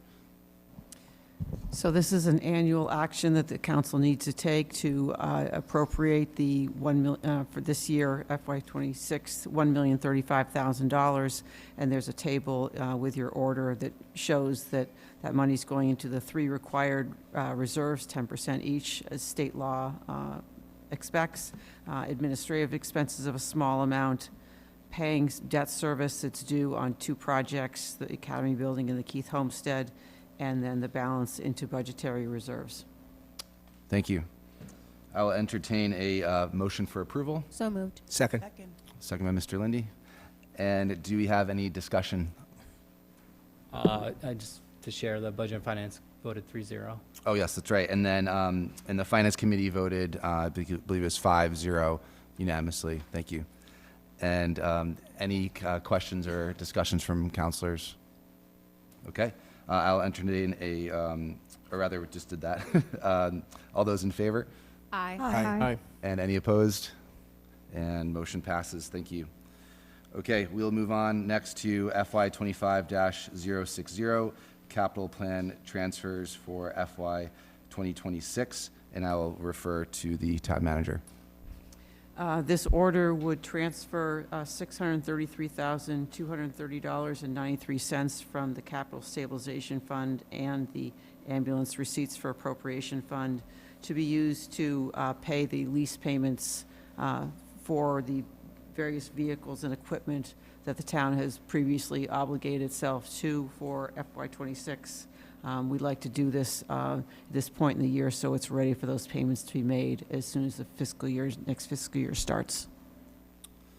Thank you. I will entertain a motion for approval. I have just a, do you want me to? Oh, the committees. Oh, we'll do that first. Sorry. Yeah, so Finance Committee voted unanimously to approve, and then Budget and Finance. Yeah. Budget and Finance voted 3-0. Oh, and then Finance was Yeah. 5-0. Yeah, so Finance and Budget and Finance. And just a quick comment on that, too, just while we talked about it at the Budget and Finance Committee, to your best understanding, we're not adding any vehicles. Just, I thought it was important for folks to know we're replacing vehicles. We did talk about that at Budget and Finance. I To the believe best so. of your knowledge. To the best of my knowledge. Thank you. Great. And then I now will entertain a motion for approval. So moved. Councilor Striggles and Councilor Hunt, thank you very much. And all those in, or rather, any further discussion? Just one question. For the town, do we typically do revolving leases on most of the emergency vehicles? Is that kind of the way that That's we've got my it set up? understanding. That's been the preferred method to Okay. acquire vehicles, to be able to at least purchase them over time. Okay, that's all. Any further discussion? All those in favor? Aye. Any opposed? Motion passes. Next, we'll move on to Order FY 25-061, contractual buyouts, and again, back to the town manager. So the town maintains, as you know, its employee liability fund, which is specifically set up for the purpose of paying out some liabilities that the town may be obligated to employees who are separating from service or other situations. In this case, right now, this order is for $118,700. We have two long-term firefighters who are retiring on disability retirements who are owed for sick time that they've accumulated. And then we have a salary settlement for an employee at the library, and thus those two items make up the total that I mentioned. Thank you. And I'll ask Councilor Murphy for an update for Budget and Finance. Yes, Budget and Finance voted for 3-0 for this. We also talked about, just if I could give a quick update on that. We also talked about the liability in general of some of these retirement accounts, and knowing that previous contracts could be years, decades ago that were negotiated have since changed over time to maybe help address some of this liability on the town. And so the Budget and Finance Committee talked about exploring what that liability is from a big picture standpoint and just what is on forecast for the years to come. So something we potentially would look at, but just thought it would be helpful for that context as well. And yes, Budget and Finance voted 3-0 for approval. Thanks. It's important context. Thank you for that. And Finance Committee also voted unanimously to approve, so I will entertain a motion for approval. So move. Councilor Hunt, and then do I have a second? Second. Thank you, Ms. Ellenberg. And any discussion from councilors? I have one more question, I guess, for the town manager, and our attorney can shut me off for this if I ask it wrong. But because we have 2 retiring fire employees and we have potential 4 being asked in the override, will these 2 be replaced? Is that the intention or filled? Well, as you know, we eliminated one position. If the override doesn't pass, we had eliminated one position that's going to be open because of these 2 retirements, so we would only fill 1. Okay, thank you. Any other discussion? Okay, all those in favor? Aye. Any opposed? All right, motion carries.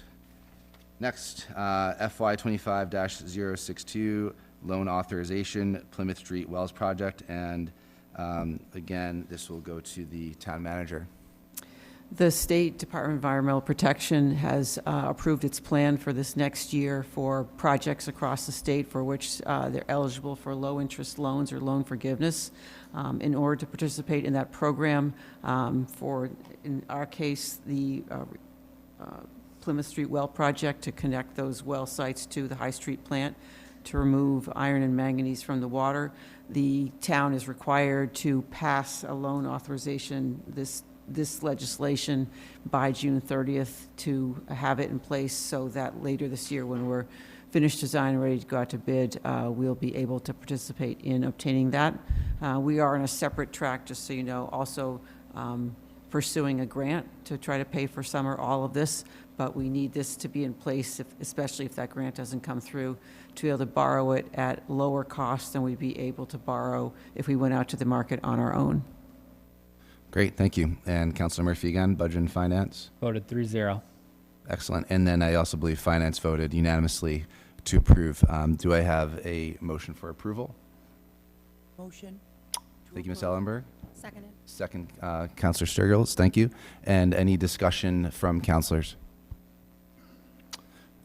I just have one question. Do you know what the going interest rate would be for such a loan on? I don't. I'm going to guess it's in the area of 2%, but I don't know right now. That's been a moving target these days. Any further discussion? All those in favor? Aye. Aye. Any opposed? Motion carries. Okay, next we'll move on to Resolution FY25-012, resolution on FY26 school district budget funding. This measure was not referred to any committees. 14 days has elapsed, and therefore this measure may be considered this evening, and I will defer to Councilor Sturgills on this one. Thank you, President Loretti. I am cautiously optimistic as we move forward towards override votes in both towns, as Rainham has voted as a town 349 to 88 to bring an override vote to their town. It was wonderful to see civic engagement, and I think it shows the overall optimism that hopefully a letter like this won't be needed.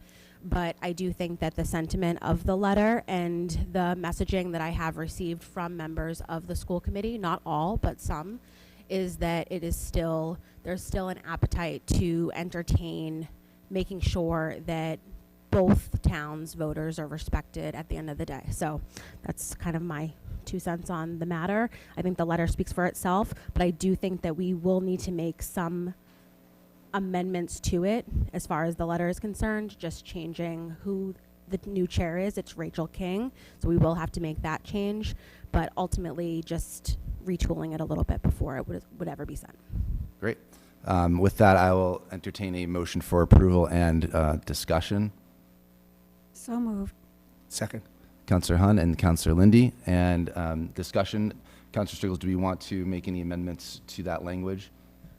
Yes, I would make an amendment to obviously change who the president and vice president are at the top, but also to change who the letter is being sent to. It should be Rachel King, chairwoman, and dear Chairwoman King and committee members.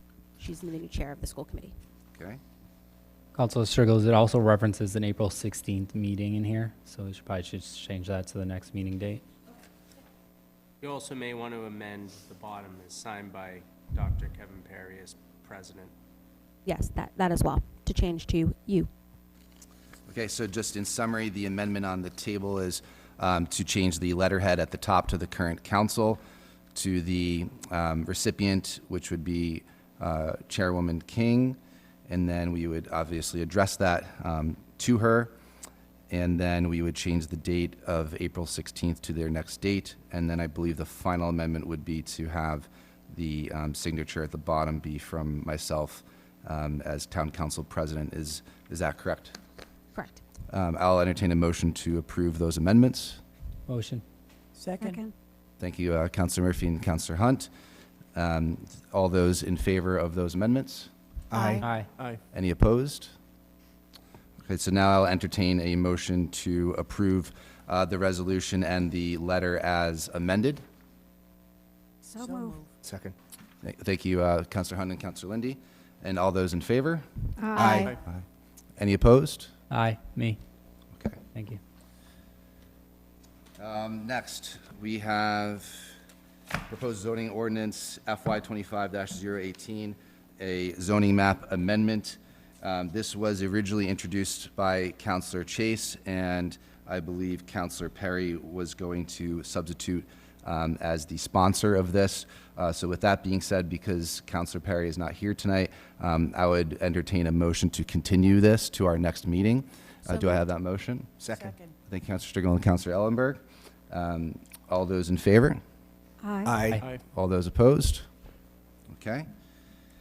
And we are now done with legislation for action, so we'll move on to new business. We do not have any old business.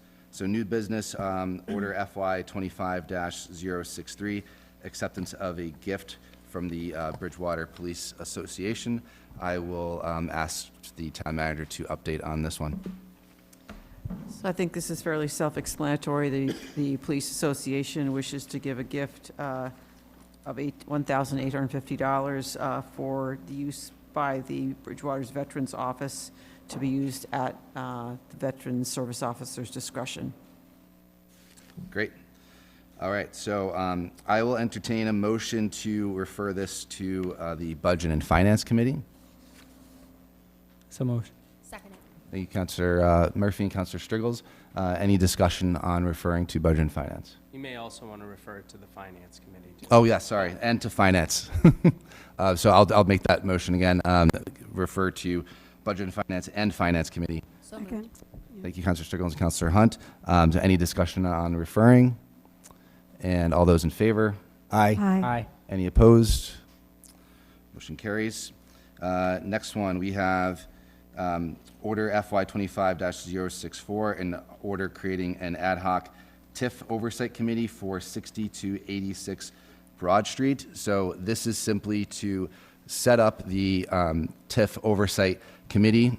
This was originally introduced by myself and Councilor Murphy. This is not for any particular agreement or designating the zone specifically. This is simply to create the ad hoc committee, which may or may not establish that zone, and then may or may I'd like to make not. a motion to amend. Yes, yes. And what is your amendment? My amendment is to send it to the CED committee of the council, which already exists for this exact purpose. Yes. That is the purpose of the committee. So I'd like to send it to that committee. If we want to add some citizens to that committee in addition to council people, I think we could consider doing that. But this is what the committee is created for, so I'd like to send And it to I'm going to second that motion. Okay. Before we do that, do I have any comments from Councilor Murphy as we were introducing this? Just for clarification, Councilor Hunt, you wanted to send it to CED just for their oversight or approval of For this? the committee. Normally, Mhm. something like this would be sent to the Community and Economic Development Committee Yes. of the council. For them to Yes. vote and send it back to the council? For them to vote and send it back to the Yeah. council.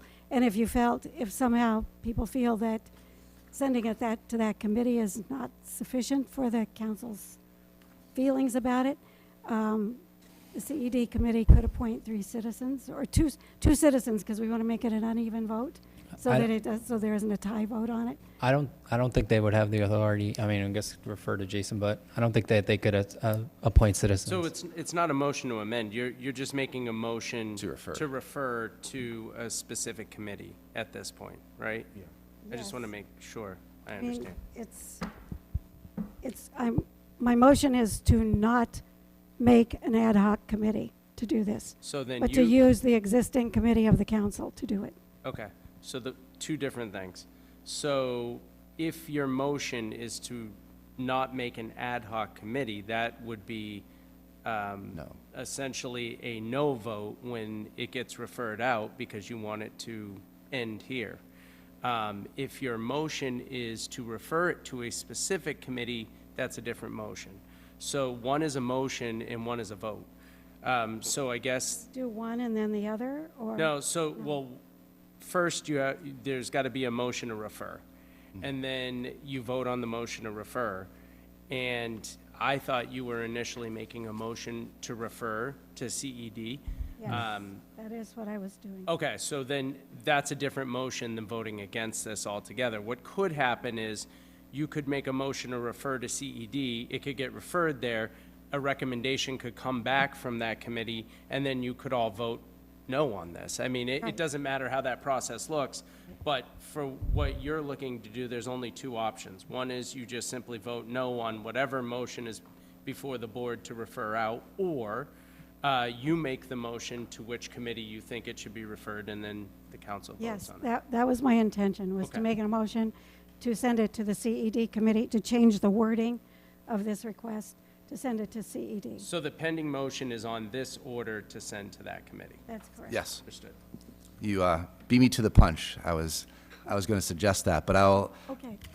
Yeah. So, motion for referring to CED made by Councilor Hunt and then seconded by Mr. Lindy. And do we have any discussion on referring to the CED committee? I have a question. So the ad hoc committee is just about the TIF and the tax rate and all that. So what would we be sending it to that committee for? For them to decide whether an ad hoc committee should look at the TIF? You would be sending it to your standing committee, which is the CED committee, to bring a reference back to the council to be voted on as these things that we just did before. To recommend whether we should form an ad hoc committee or not? Is that what we're saying?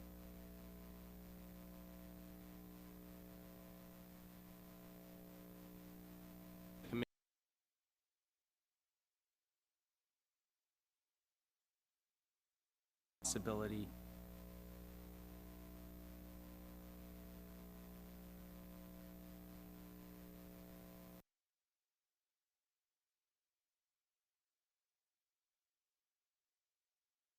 and you'll vote to either create that ad hoc committee or not. And if you don't create that ad hoc committee, that doesn't mean there's no way to do a TIF agreement, it just means you're not taking that route.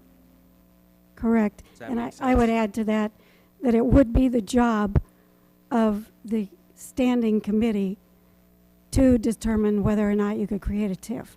That is the work, that would be the work of the CED committee, is to determine making a TIF. So one more question is, so maybe one of you guys could answer it since you wanted to form it. Did you feel that it's so in-depth with the TIF and the qualifications and all that, that we need an ad hoc committee to just discuss and look into a TIF, whether it's worth the hound and how to go about it? Yeah, so as it kind of explains in the order, this will be an extensive process, and we do believe that an ad hoc committee should be set up with a number of members to take a look at this and to see it through all the way to the end of the project, hopefully. So we feel that there should be a dedicated group to work on this specifically, and perhaps Mr. Rulli could speak more to those efforts as to the reasons why that's a good idea. I think in your packets, I had written a memo 6 weeks ago explaining just the state requirements with respect to tax increment financing. So there are a number of procedural steps that have to happen. So you can have something at the local level, but you also have to have approval at the state level to have an agreement go forward. There are certain milestones that have to be set forth. So, I mean, from my office's standpoint, it could be either or. But, I mean, we have to go through that process. Could it be done through the CET committee? Possibly, yeah. Could it be through an ad hoc? Yes. But, I mean, I think my memo kind of sets forth all of the requirements. It's pretty extensive in terms of documentation, job creation, and we're prepared to do that with whatever committee you charge us to work with. Okay? Yes, Yes. I think as a member of CED, I've done an enormous amount of research on this, so I have pages and pages along with what Mr. Rulli has sent. I would think that that's what CED members would do when something like this, you know, it's like you send things to the Budget and Finance Committee for them to figure out and send back a recommendation to you. That's their job, to look into it deeply. Same thing with CED, is to look into it deeply and study it. I probably have 50 pages of stuff about what that would mean. So it's fine. I mean, it's up to the council what you would do. I would like to change it to send it to the CED and have them do their work as they're appointed from the Yeah, the council. motion on the table is to send it to CED. Is there any discussion on sending it to CED for them to do their work? Could I ask one more question? I kind of had it in my head and I'm almost forgetting it now. So the ad hoc, that if we do have a ad hoc for TIF oversight, would we be voting on, the council would be voting on, you guys would present us the information, tell us whether you think it should be done or not, but it's voted by the town council whether to proceed with it or not, to accept it? With the TIF agreement, yes. Yeah, so the ad hoc committee would not have the authority to forward, to say, yeah, we're going to give it or we're not going to give it? No, they wouldn't have the authority to execute on their own. This Okay. would eventually come back to the council, so. And we would vote on it? Yes. So that way I'm fine with the ad hoc, because I also looked into it, and it's very in-depth. And I think it'd be better just to have an ad hoc committee just focus on But we don't have to TIF. debate it. No, I'm just saying, I just, It's just the referral. So once CED makes their findings. Yeah. After, if we so choose to refer, then we could discuss it at a council level if we want to heed their recommendation or not. right. Question, if you're done. Will the ad hoc committee be in a position to be negotiating? For example, I've heard from many constituents, they want only a 5-year TIF, okay? And the developer, of course, wants 15 years. Would the ad hoc committee be negotiating such a thing and working it out? Or would that be the council? I'm just curious in terms of procedure. Perhaps the town attorney could chime in here, but the ad hoc committee would be responsible for the work being made to develop the area, firstly, and then also the potential agreement. And then again, we would have their recommendations here at the council level, and then we can make those final determinations. But the ad hoc, we were basically relying on them to do a deep dive and their expertise, and then they would come to the council with a proposal, and then we could amend those suggestions. Yeah, I think if I understand how this is created, so this is a common way it's done in most cities and towns. So the ad hoc committee basically looks at it, looks at the area, looks at the possible development, whatever that is, then comes before the council in a discussion, likely, and from that discussion, a councilor will likely sponsor both the creation of a district and the execution of an agreement. That stays at the council level for final determination. Of course, it has to get referred out. Those things would get referred out to your usual committees and the finance committee through the normal course. But the intent of this is really for a committee to do due diligence to see if there's something there to even bring back to the council that then a council member or two could sponsor legislation on. So ultimately, any decision that's made is going to be the decision of this full body. I think, and correct me if I'm wrong, but I think the point of this is to do due diligence to see if this is something that this council, or the recommendation of the ad hoc committee for this council to explore. Yep, makes I sense. guess my question was, why don't we think that the appointed committee is sufficient to do the work? And that's something that you all can discuss as it's being hopefully referred to you, and then bring your findings to us, and then we can make a determination if we Right. want to Right. create the ad hoc committee or move forward with a potential TIF area and then a TIF agreement, relying on the CED as opposed to an ad hoc committee. And we would, again, look forward to your recommendations. Okay. Any other discussion? Yes, thank you, Mr. President. If we had an ad hoc committee and we included some citizens, would we be able to include some accountants with financial acumen? What is proposed here just has an ad hoc committee of town council members. And again, we could discuss potentially broadening that scope. Yeah, Sure, I mean, I think you could. okay. I think that what you're recommending, at least now, is just on the notion of referring. So we This gotta is- stay within the we're- scope. Yeah, these are all ideas. I think these are the ideas that honestly need to get parsed out through your legislative process. And then if there's amendments after committee recommendations, that's when those kind of things start to come to light. But I think the committee meeting is important in that way, because if there are things for the committee to look at, it's a good idea for those things to be kind of worked through the legislative process. I So- think part of my thing was we're all new, so we don't all know each other. But making these committees, I mean, on a committee, you can ask people to come in and talk to you at the committee and bring you information and all that sort of thing. If you don't walk with that expertise already, you bring it in and you get it given to you. But ignoring an appointed committee at the second meeting of the town council feels a little, I don't know, a little hurtful about being appointed to a committee and then saying, okay, that's not good enough for us to use, even though this is the type of thing that would go to that committee. So I guess that's what I'm saying.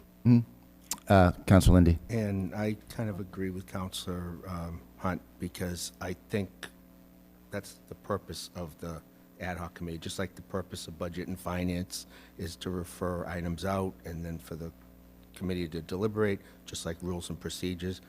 I personally don't think we need another ad hoc committee. I think we have the capability to do that, but hopefully we'll get it referred. Yeah, duly noted.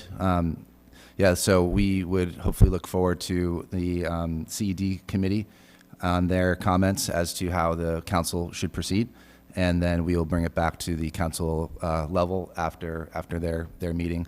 And we look forward to those. Again, if this passes, we would look forward to your comments. So, Can I just make a comment just Yeah. just before we refer it? Just to address the hatefulness, I think, as an author of this, I think we've seen the path where this has required a lot of in-depth study that needs to take place before any approval agreement comes to the table. And the intention was to create a committee that was dedicated to diving into this process and this outcome.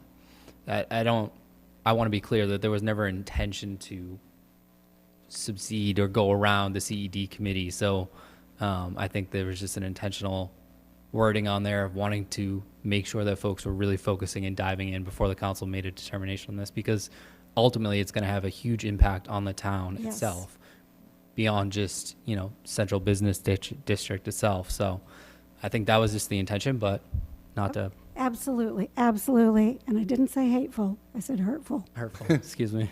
Correct. Just a comment. I'd like to see it referred just to get the feedback from you, because maybe the ad hoc is or is not appropriate. Maybe the ad hoc with community members involved is appropriate. I think taking a look at the entire workload that may be involved is something that is completely reasonable to look at.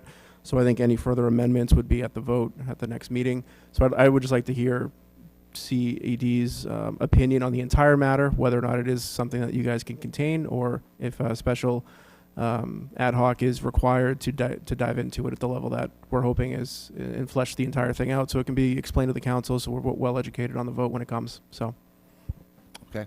One final point, just to be clear, the CED committee is just taking this and giving input, thoughts, feelings. yes. They are not actually serving as the ad hoc committee. No. They are just looking at this legislation and saying, This is getting referred to them. All this is in order to create an ad hoc committee Right. to look at this. right. So that's step one Yeah. of many. They're just evaluating the order. That's it. That's it, right? Yeah. That's it. But a motion currently stands on the floor, does it not? Yeah, so the motion right now is simply to refer to CED and to have their findings on whether we need to establish an ad hoc. Question, if the CED brings in accountants, would they have to pay them versus having citizen volunteers that are accountants? Well, the CED committee, Bob, yeah. We're not even close to being there yet. Yeah. Council Ellenberg's point, Aye. at whatever point you're negotiating an agreement, when you would be taking a deep dive into the financials, it would be appropriate perhaps to have a third-party financial. But right now, you're just looking at process and procedure. You would not even be having numbers to look at. Yes. I want to be clear, too. There's a CED committee in the town. I'm talking about the council, CED Yes. committee. Okay, I just want to be clear. Just want to be clear about that. Okay. Can I just click clarity? So we're referring it to the CDC to decide whether we should go forward with this ad hoc? Isn't it just easier if we just vote right now and decide whether we want to go forward with Well, it or not? we can't because it's the first reading. You could keep vote it to at keep it at council level. That's a different motion, but you first have to vote the referral. Well, say if the referral wasn't on the thing. If there was no motion to refer, you could make a motion to keep at council level, just like any other order, and then you could vote it at the second reading like you can any other order. Yeah, because I'm wondering why we have to refer to someone to say, okay, yeah, why don't you do it? Rather, we can just do it us, the council's here, so we can refer. That's up to you guys. You know what I mean? To skip That's why you this- get paid the big bucks. We're skipping the step. I don't understand why we're adding another step. Well, so I'm the motion on the table is to refer, and you bring up a good point that if you don't wish to refer and the motion fails, we could then potentially entertain a motion to keep it at the council level, and then the council can discuss amongst ourselves what we would then do with what is proposed in regard to establishing an ad hoc. This motion would just have CED weigh in on the particulars amongst themselves and then report back to us. But it's going to come back to us anyway, and we can take their advice or not. But we would look forward to their expertise into diving into this. Councilor Striggles. Thank you, Mr. President. I think one thing that us as a council, it seemed to be a common theme of wanting our committees within the council to function at a high level. And we can't just have some committees function at a high level and have things referred and then not refer things to others. I say that as a member of CED, a new member of CED with a long-standing knowledge of the TIF process and also the overall commercial lending issues that we're facing within not only our Commonwealth but nationwide. So I have a very firm grasp on it, and I do think that if we easily refer a budgetary item to Budget and Finance without blinking, we should refer a developmental procedure item to CED without blinking. Any further comments on, again, referring to CED? Seeing none, I will give my comments. Again, I concur with Councilor Striggles. I believe that we should lean on our committees and then look forward to their input. And then we're always going to be sitting here as a council to be able to deliberate this further with, again, their expert advice and opinions. So with that being said, the motion on the table is to refer. All those in favor? Aye. Aye. Aye. Aye. All those opposed? No. One. All right, one opposed motion will carry. That will be referred to CED.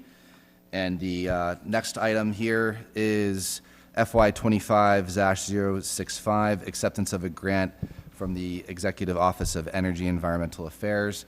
I will ask Town Manager Robinson to weigh in on this. Thank you. The town applied for and has received a $40,000 grant to update its open space and recreation plan. As you probably all know, communities are required to have an open space and recreation plan in order to be able to apply for various grants that come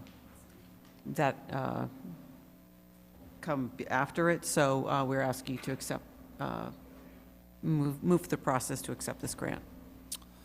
Thank you. Do I have a motion to refer to Budget and Finance Committee?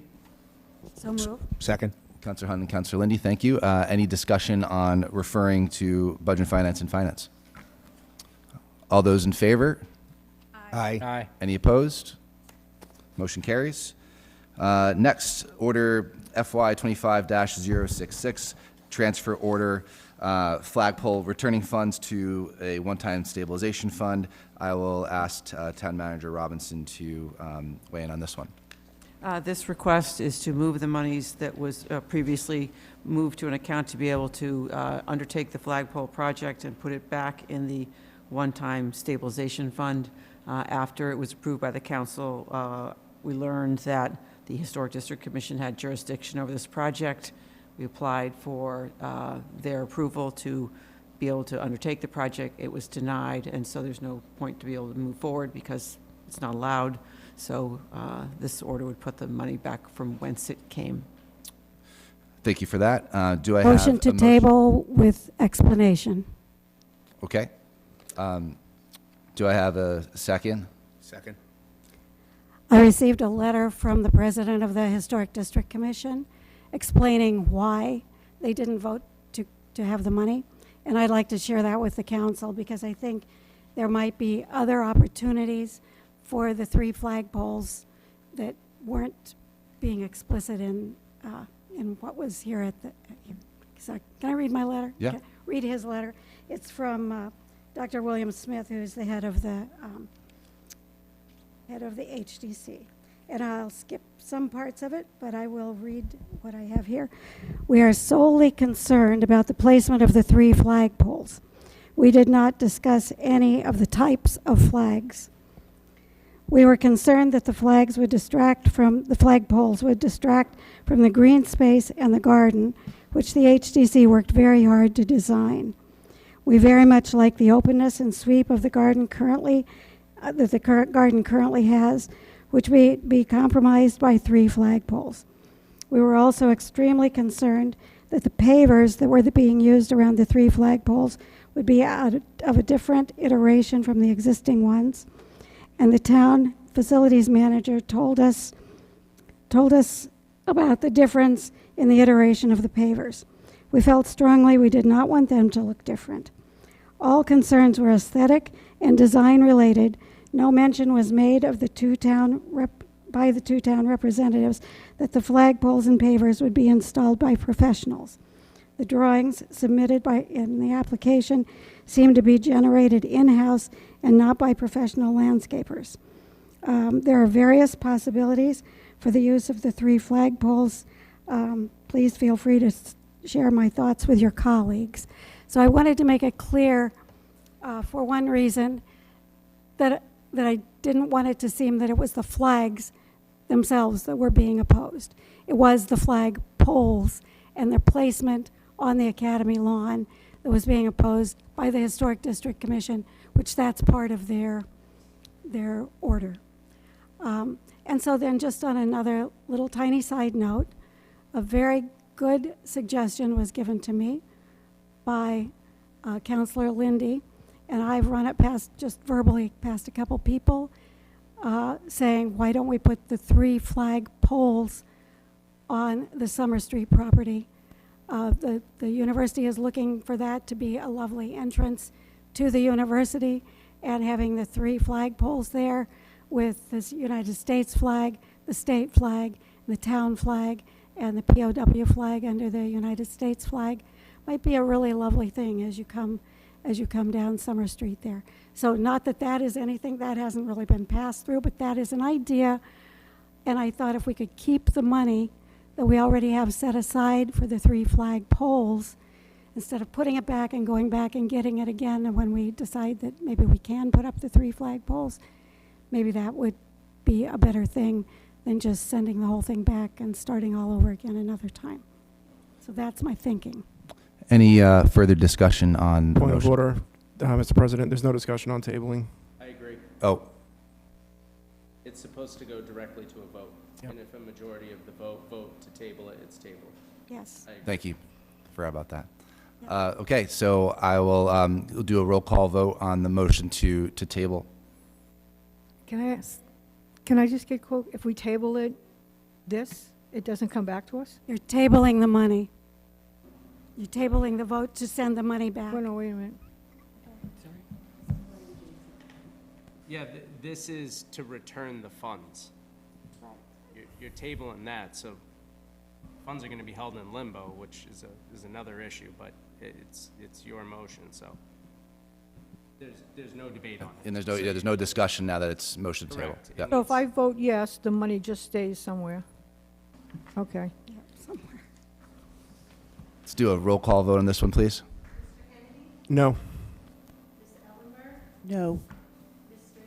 No. No. No. No. Yes. Yes.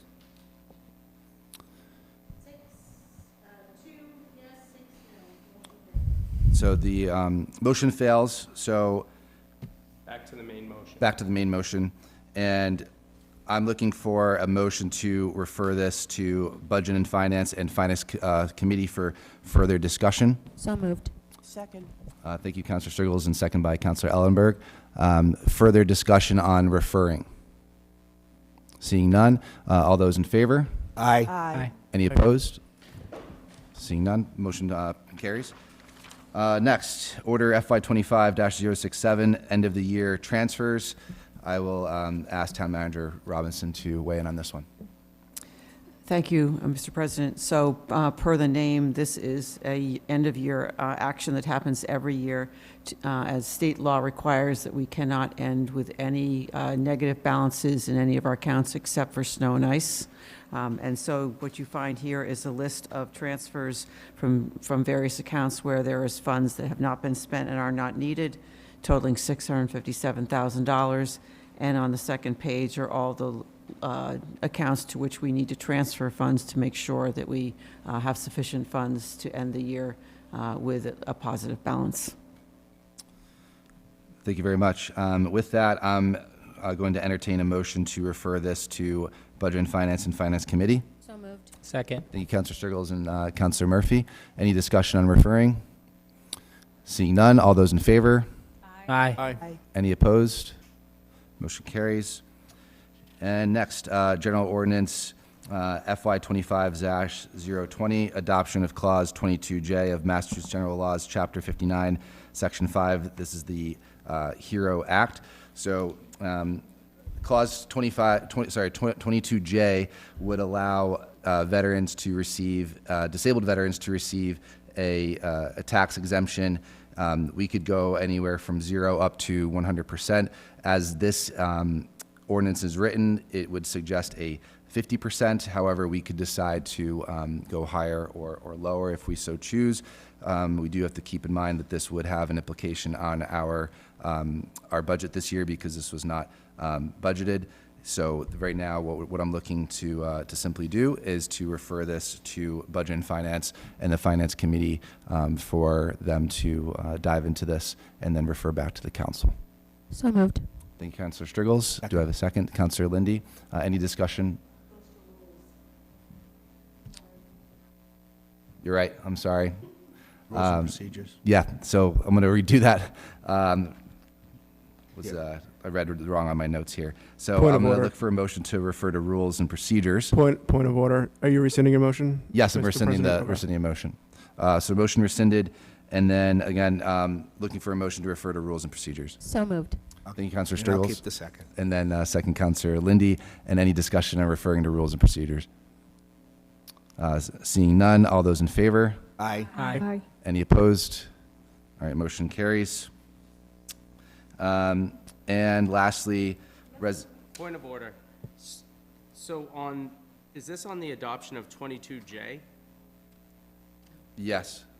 the clause that would increase tax exemption, the monetary amounts? Yeah, I believe that has to go to Finance Committee as well. I think you can decide rules and procedures, but I think it also needs to go to Finance. So with that being done, can we come back to the main motion and make another motion to refer? I think you've already made a motion to refer to one committee. I think you can make a subsequent motion to refer to Finance. Before we move Yeah, on? I don't think you don't have to rescind the prior motion and vote because it went to the committee you want, the subcommittee. But I think it also, and we haven't moved to the next ordinance, so that's good. I think you have to refer something that involves taxation or monetary amounts relative to the collection of taxation or exemptions to Finance. Okay. So I think it also needs to go to the Finance Committee. Okay, so rules and procedures already passed, so we'll entertain another motion to refer to Budget and Finance Committee. Are you saying, just to clarify, in parallel, both committees? When you refer out to your own committees, Yeah. that's up to you, which committees you all refer to. You could refer it to only rules and procedures. You could refer it to both. But under the charter, everything that involves the finances of the town has to also be referred to the Finance Committee. So in terms of referring to both committees, that's entirely up to you. But I do think under the charter, you absolutely have to refer it to the Finance Committee itself. So why wouldn't we just send it to Rules and Procedures and get it back and send it to Finance? You have to send it to Finance every single time it has to do with any monetary issue. Not Budget and Finance, not your committee, the Finance Committee of the town. But we can't hear from Rules and Procedures first? No. Okay. So if they come back and they amend it, because they're getting it now, it has to go back to the Finance Committee again? Likely. Because it'll be an amended version. But they don't amend anything. Your committees don't amend anything. They make Yes. recommendations to the council to amend things. Right. So when it comes before the council, you can decide if it's something you're interested in looking into. And if it changes the nature of it, it should probably be re-referred to the Finance Committee, which does happen from time to time. Okay. Yep. Thank you for that. So with that being said, I'll entertain a motion to refer this to Budget and Finance Committee. So moved. Second. Councilor Stiggles, thank you, and Councilor Ellenberg. Discussion on referring to Budget and Finance Committee? Okay. All those in favor? Aye. Any opposed? Motion carries. Okay. Lastly, we have Resolution FY25-013, resolution support for FY2026 annual budget order. So this is brought forward by myself due to the passing of the recent 2026 budget, due to Section 6.3 B of the Charter. And we're also going to have a public hearing at our next meeting on June 3rd.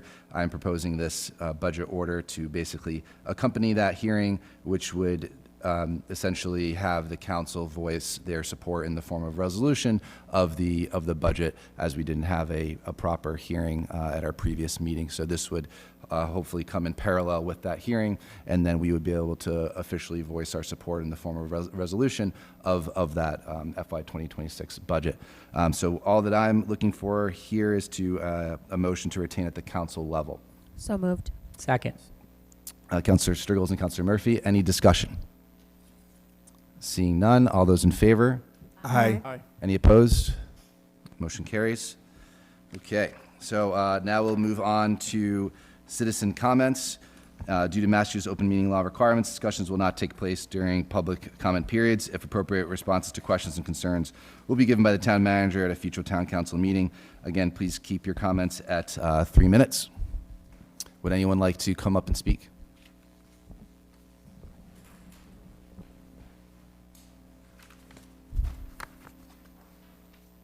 Carlton Hunt, Austin Street.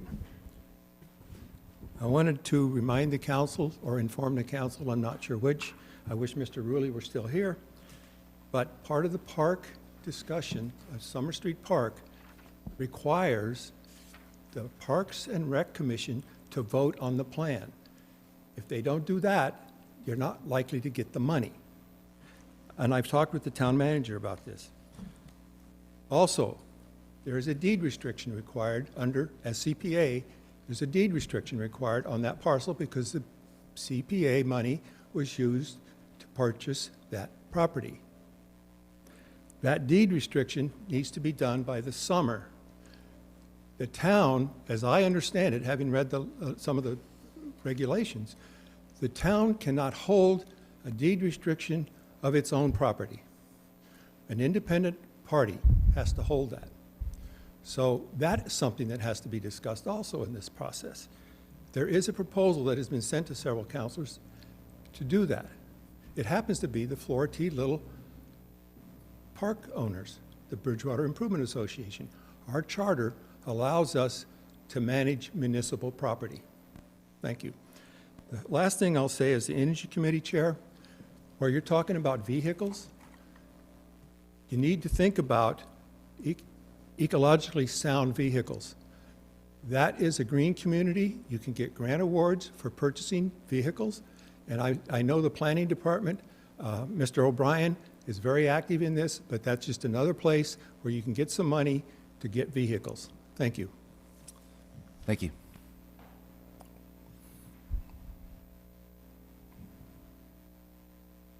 John Donna, 261 South Street.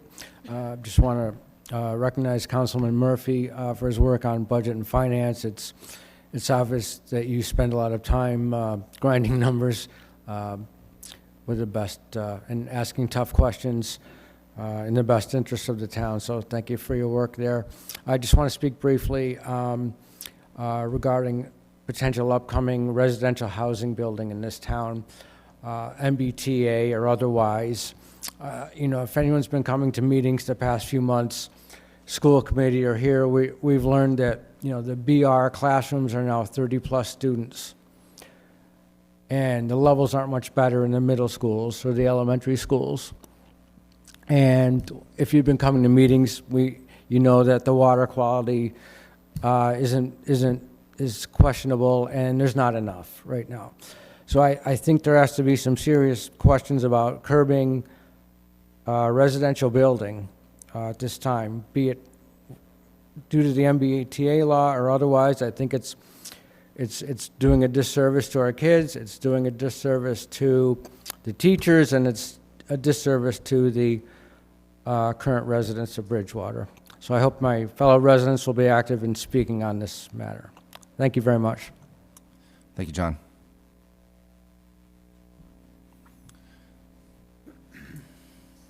Ashley Mallard, 270. I didn't get to say this earlier, but I just wanted to publicly thank Councilman Murphy for joining me to testify for it at the State House to have the Chapter 70 funding formula changed because there is an inflationary cap in the Chapter 70 funding, and we were there with our representative, Mr. Gallagher, in order to advocate. And I got to tell you, there's an opportunity here for us to continue to remain involved in doing stuff like this and advocating for a variety of financial gains that could happen both to benefit BSU, both to benefit the town of Bridgewater, and also any money that trickles down to the school, remember, is offsetting money that the town needs to put in. So these are things that I would like to see more counselors get involved in, and I have the avenue to get us there. So if you are interested, please let me know. It was a great experience. Lesson learned, though, 2 minutes. Luckily, the timer wasn't working for us at that moment, so that was good. But I also come up here to raise concern with the letter that's being proposed to the school committee. I don't believe that there's a clear understanding of how the joint meeting works. There seems to be some confusion, and I think that's brought forth, I'll be frank, from Rainham. I think there's some discussions across the board that are happening, and I think Rainham did this in a way that is a little concerning. And now, after watching the presentation tonight, I am also concerned here, because town manager made a clarification. There's technically no cuts happening to the services. There's unfilled positions, but there are no actual cuts happening to services in town if the override fails, except for the school. Guess what? Rainham, same thing. If there is no override, there are 0 cuts happening to the town services in Rainham. For the second year in a row, the school will be the only town service that has to take the cuts. And guess what? You just showed me that you have extra money in the reserve. I get that reserve money should not be used to perpetuate salaries. That's why I agreed to advocate for the override. But for goodness sakes, guys, it can't be just the school that takes the hit 2 years in a row. That is also fiscally irresponsible. That is inappropriate. So the town should have not be asking the school committee to come back and say, let's come up with a better budget. The $10 million override split between the two towns does not have to be the ask, just for clarification at the joint town meeting. They could come back with a level services ask. Now I realize your 4.67 was possibly an inappropriate number, considering you knew we were going to need cuts. Your 4.67 contribution was saying, we know we're underservicing you, but we refuse to underservice anybody else. That's weird. That's inappropriate. I'm disappointed. And I want a better, your problem is you just created someone who's going to watch you for the whole year round. And you created a whole entire group of parents who are going to as well. This is not what we're going to walk into next year. People are worried about 5-year projections. People are discussing the idea of taking a look at this in a different way, audited differently. The school committee has made it clear, the 5-year projection, they're holding out on how many actually they would support to lower class sizes. I mean, that's there. The information is definitely out there. I'm looking forward to these meetings. I'll make sure we have a presence. But I just want to be clear. It is totally inappropriate. We would never tell the police that they're the only ones who are going to get cut in town. We would never tell the fire department they're going to be the only ones who get cut in town. I don't want to see those cuts. Let's make that apparent. But you should be being honest with the community that if the override fails, that you have to at least level service fund this community, this school system, and you have to face cuts in the other services. And you're doing a disservice to a huge portion of this population. I'm disappointed in the actions of asking for this request. You as a committee have no right. And even guess what?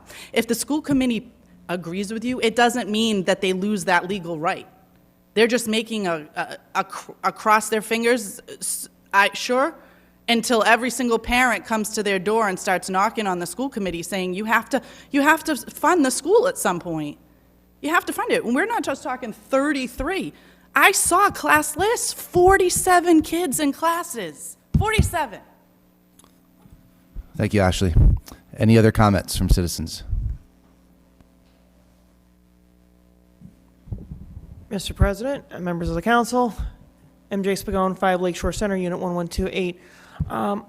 I express concern again over the concept of doing a forensic audit. I appreciate that folks are having that type of vigorous discussion about it, but without knowing what they're looking for, without making it public, I don't know if anybody here would be supportive of a forensic audit. One thing is when you do a forensic audit like that, if you're saying that there's some sort of fraud, waste, and abuse within the town government and within the municipality, you're making two accusations. One, that the town doesn't know what it's doing, and two, that your employees are irresponsible and almost bordering on criminal. I'd like to know if there is a specific there that we're actually looking for, that we're trying to broach this topic. It really worries me when I hear these types of things, because I know we have good financials, we do have good accounting, our auditors have actually said we do a pretty good job. I mean, the only time I know we had some serious issues were back in the early 2000s. That's because audits weren't done for several years. They found problems, the town fixed them by fixing their practices, timings and tactics and protocols. But constantly asking for a forensic audit is not prudent, and it is almost accusatory against public employees. I can tell you right now, and in a career that I am in, I'm actually a municipal collector myself. And I can tell you right now, with a lot of the stuff that we have to do, that we have to abide by through Massachusetts general law, we are held to a very high standard. Every one of my colleagues and I have to hold a very large bond that protects the municipality. If we do something wrong that's not an error of omission or a scrivener's error, we face activating that bond. It protects your municipality. It doesn't protect us. I'm bonded for $150,000. If I screw up something major, guess who gets the $150,000? The municipality that I work for. Guess who has to pay that $150,000? Yours truly.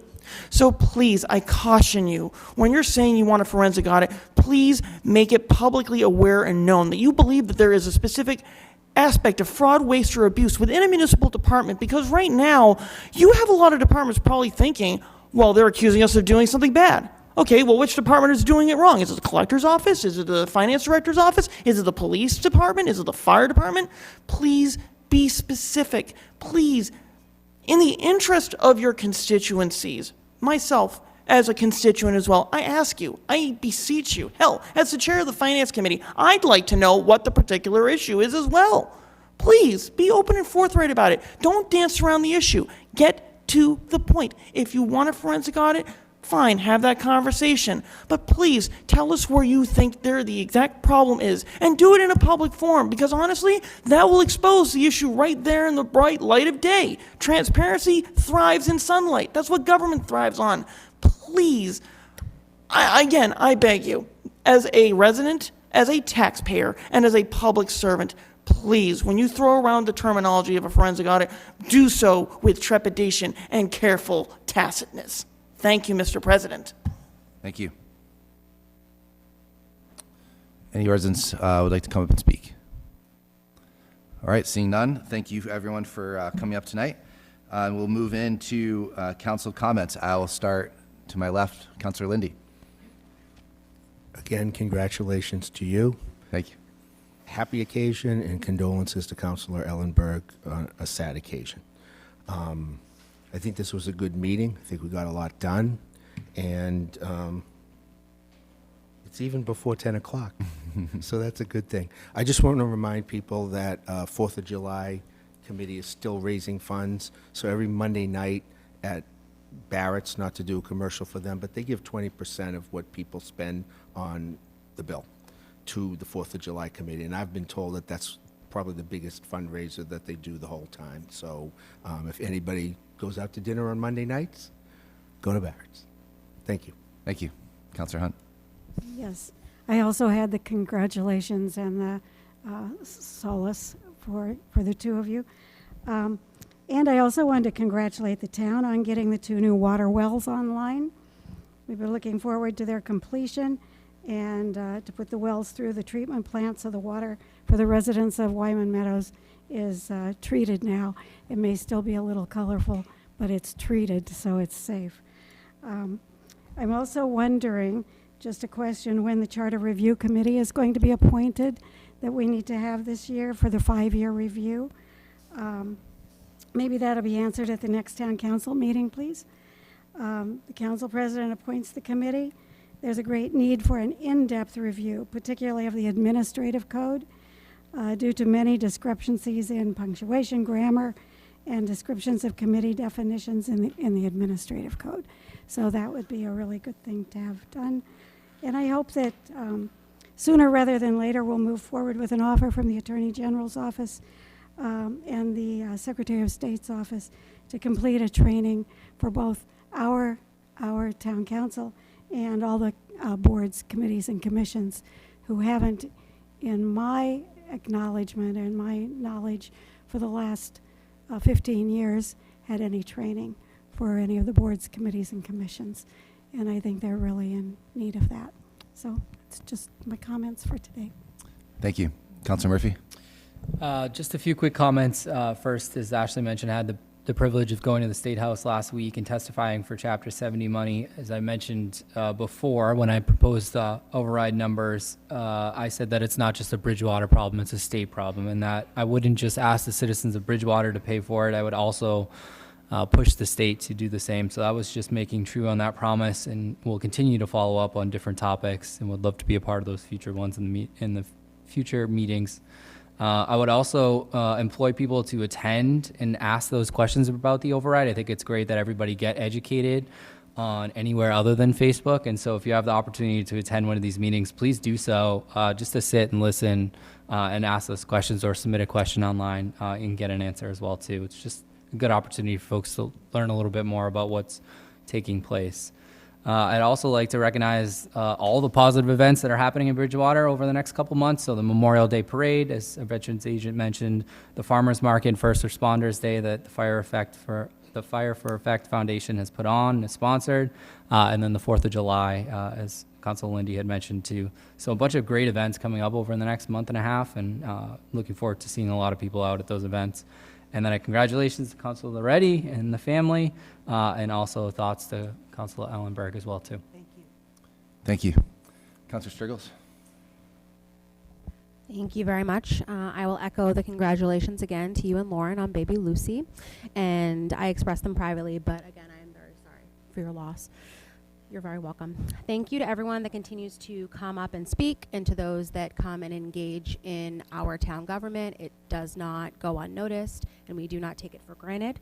I want to specifically shout out, I've been doing a lot of override research in other towns, and that involves a lot of online video watching of live meetings. And I know we gave them a proclamation, but I think every single meeting we should thank BTV for the accessibility that they offer this community and the clear, concise communication that they offer the community, where the video is start to finish, easy to follow, easy to hear, and everyone has access to it. So I just really wanted to echo that sentiment.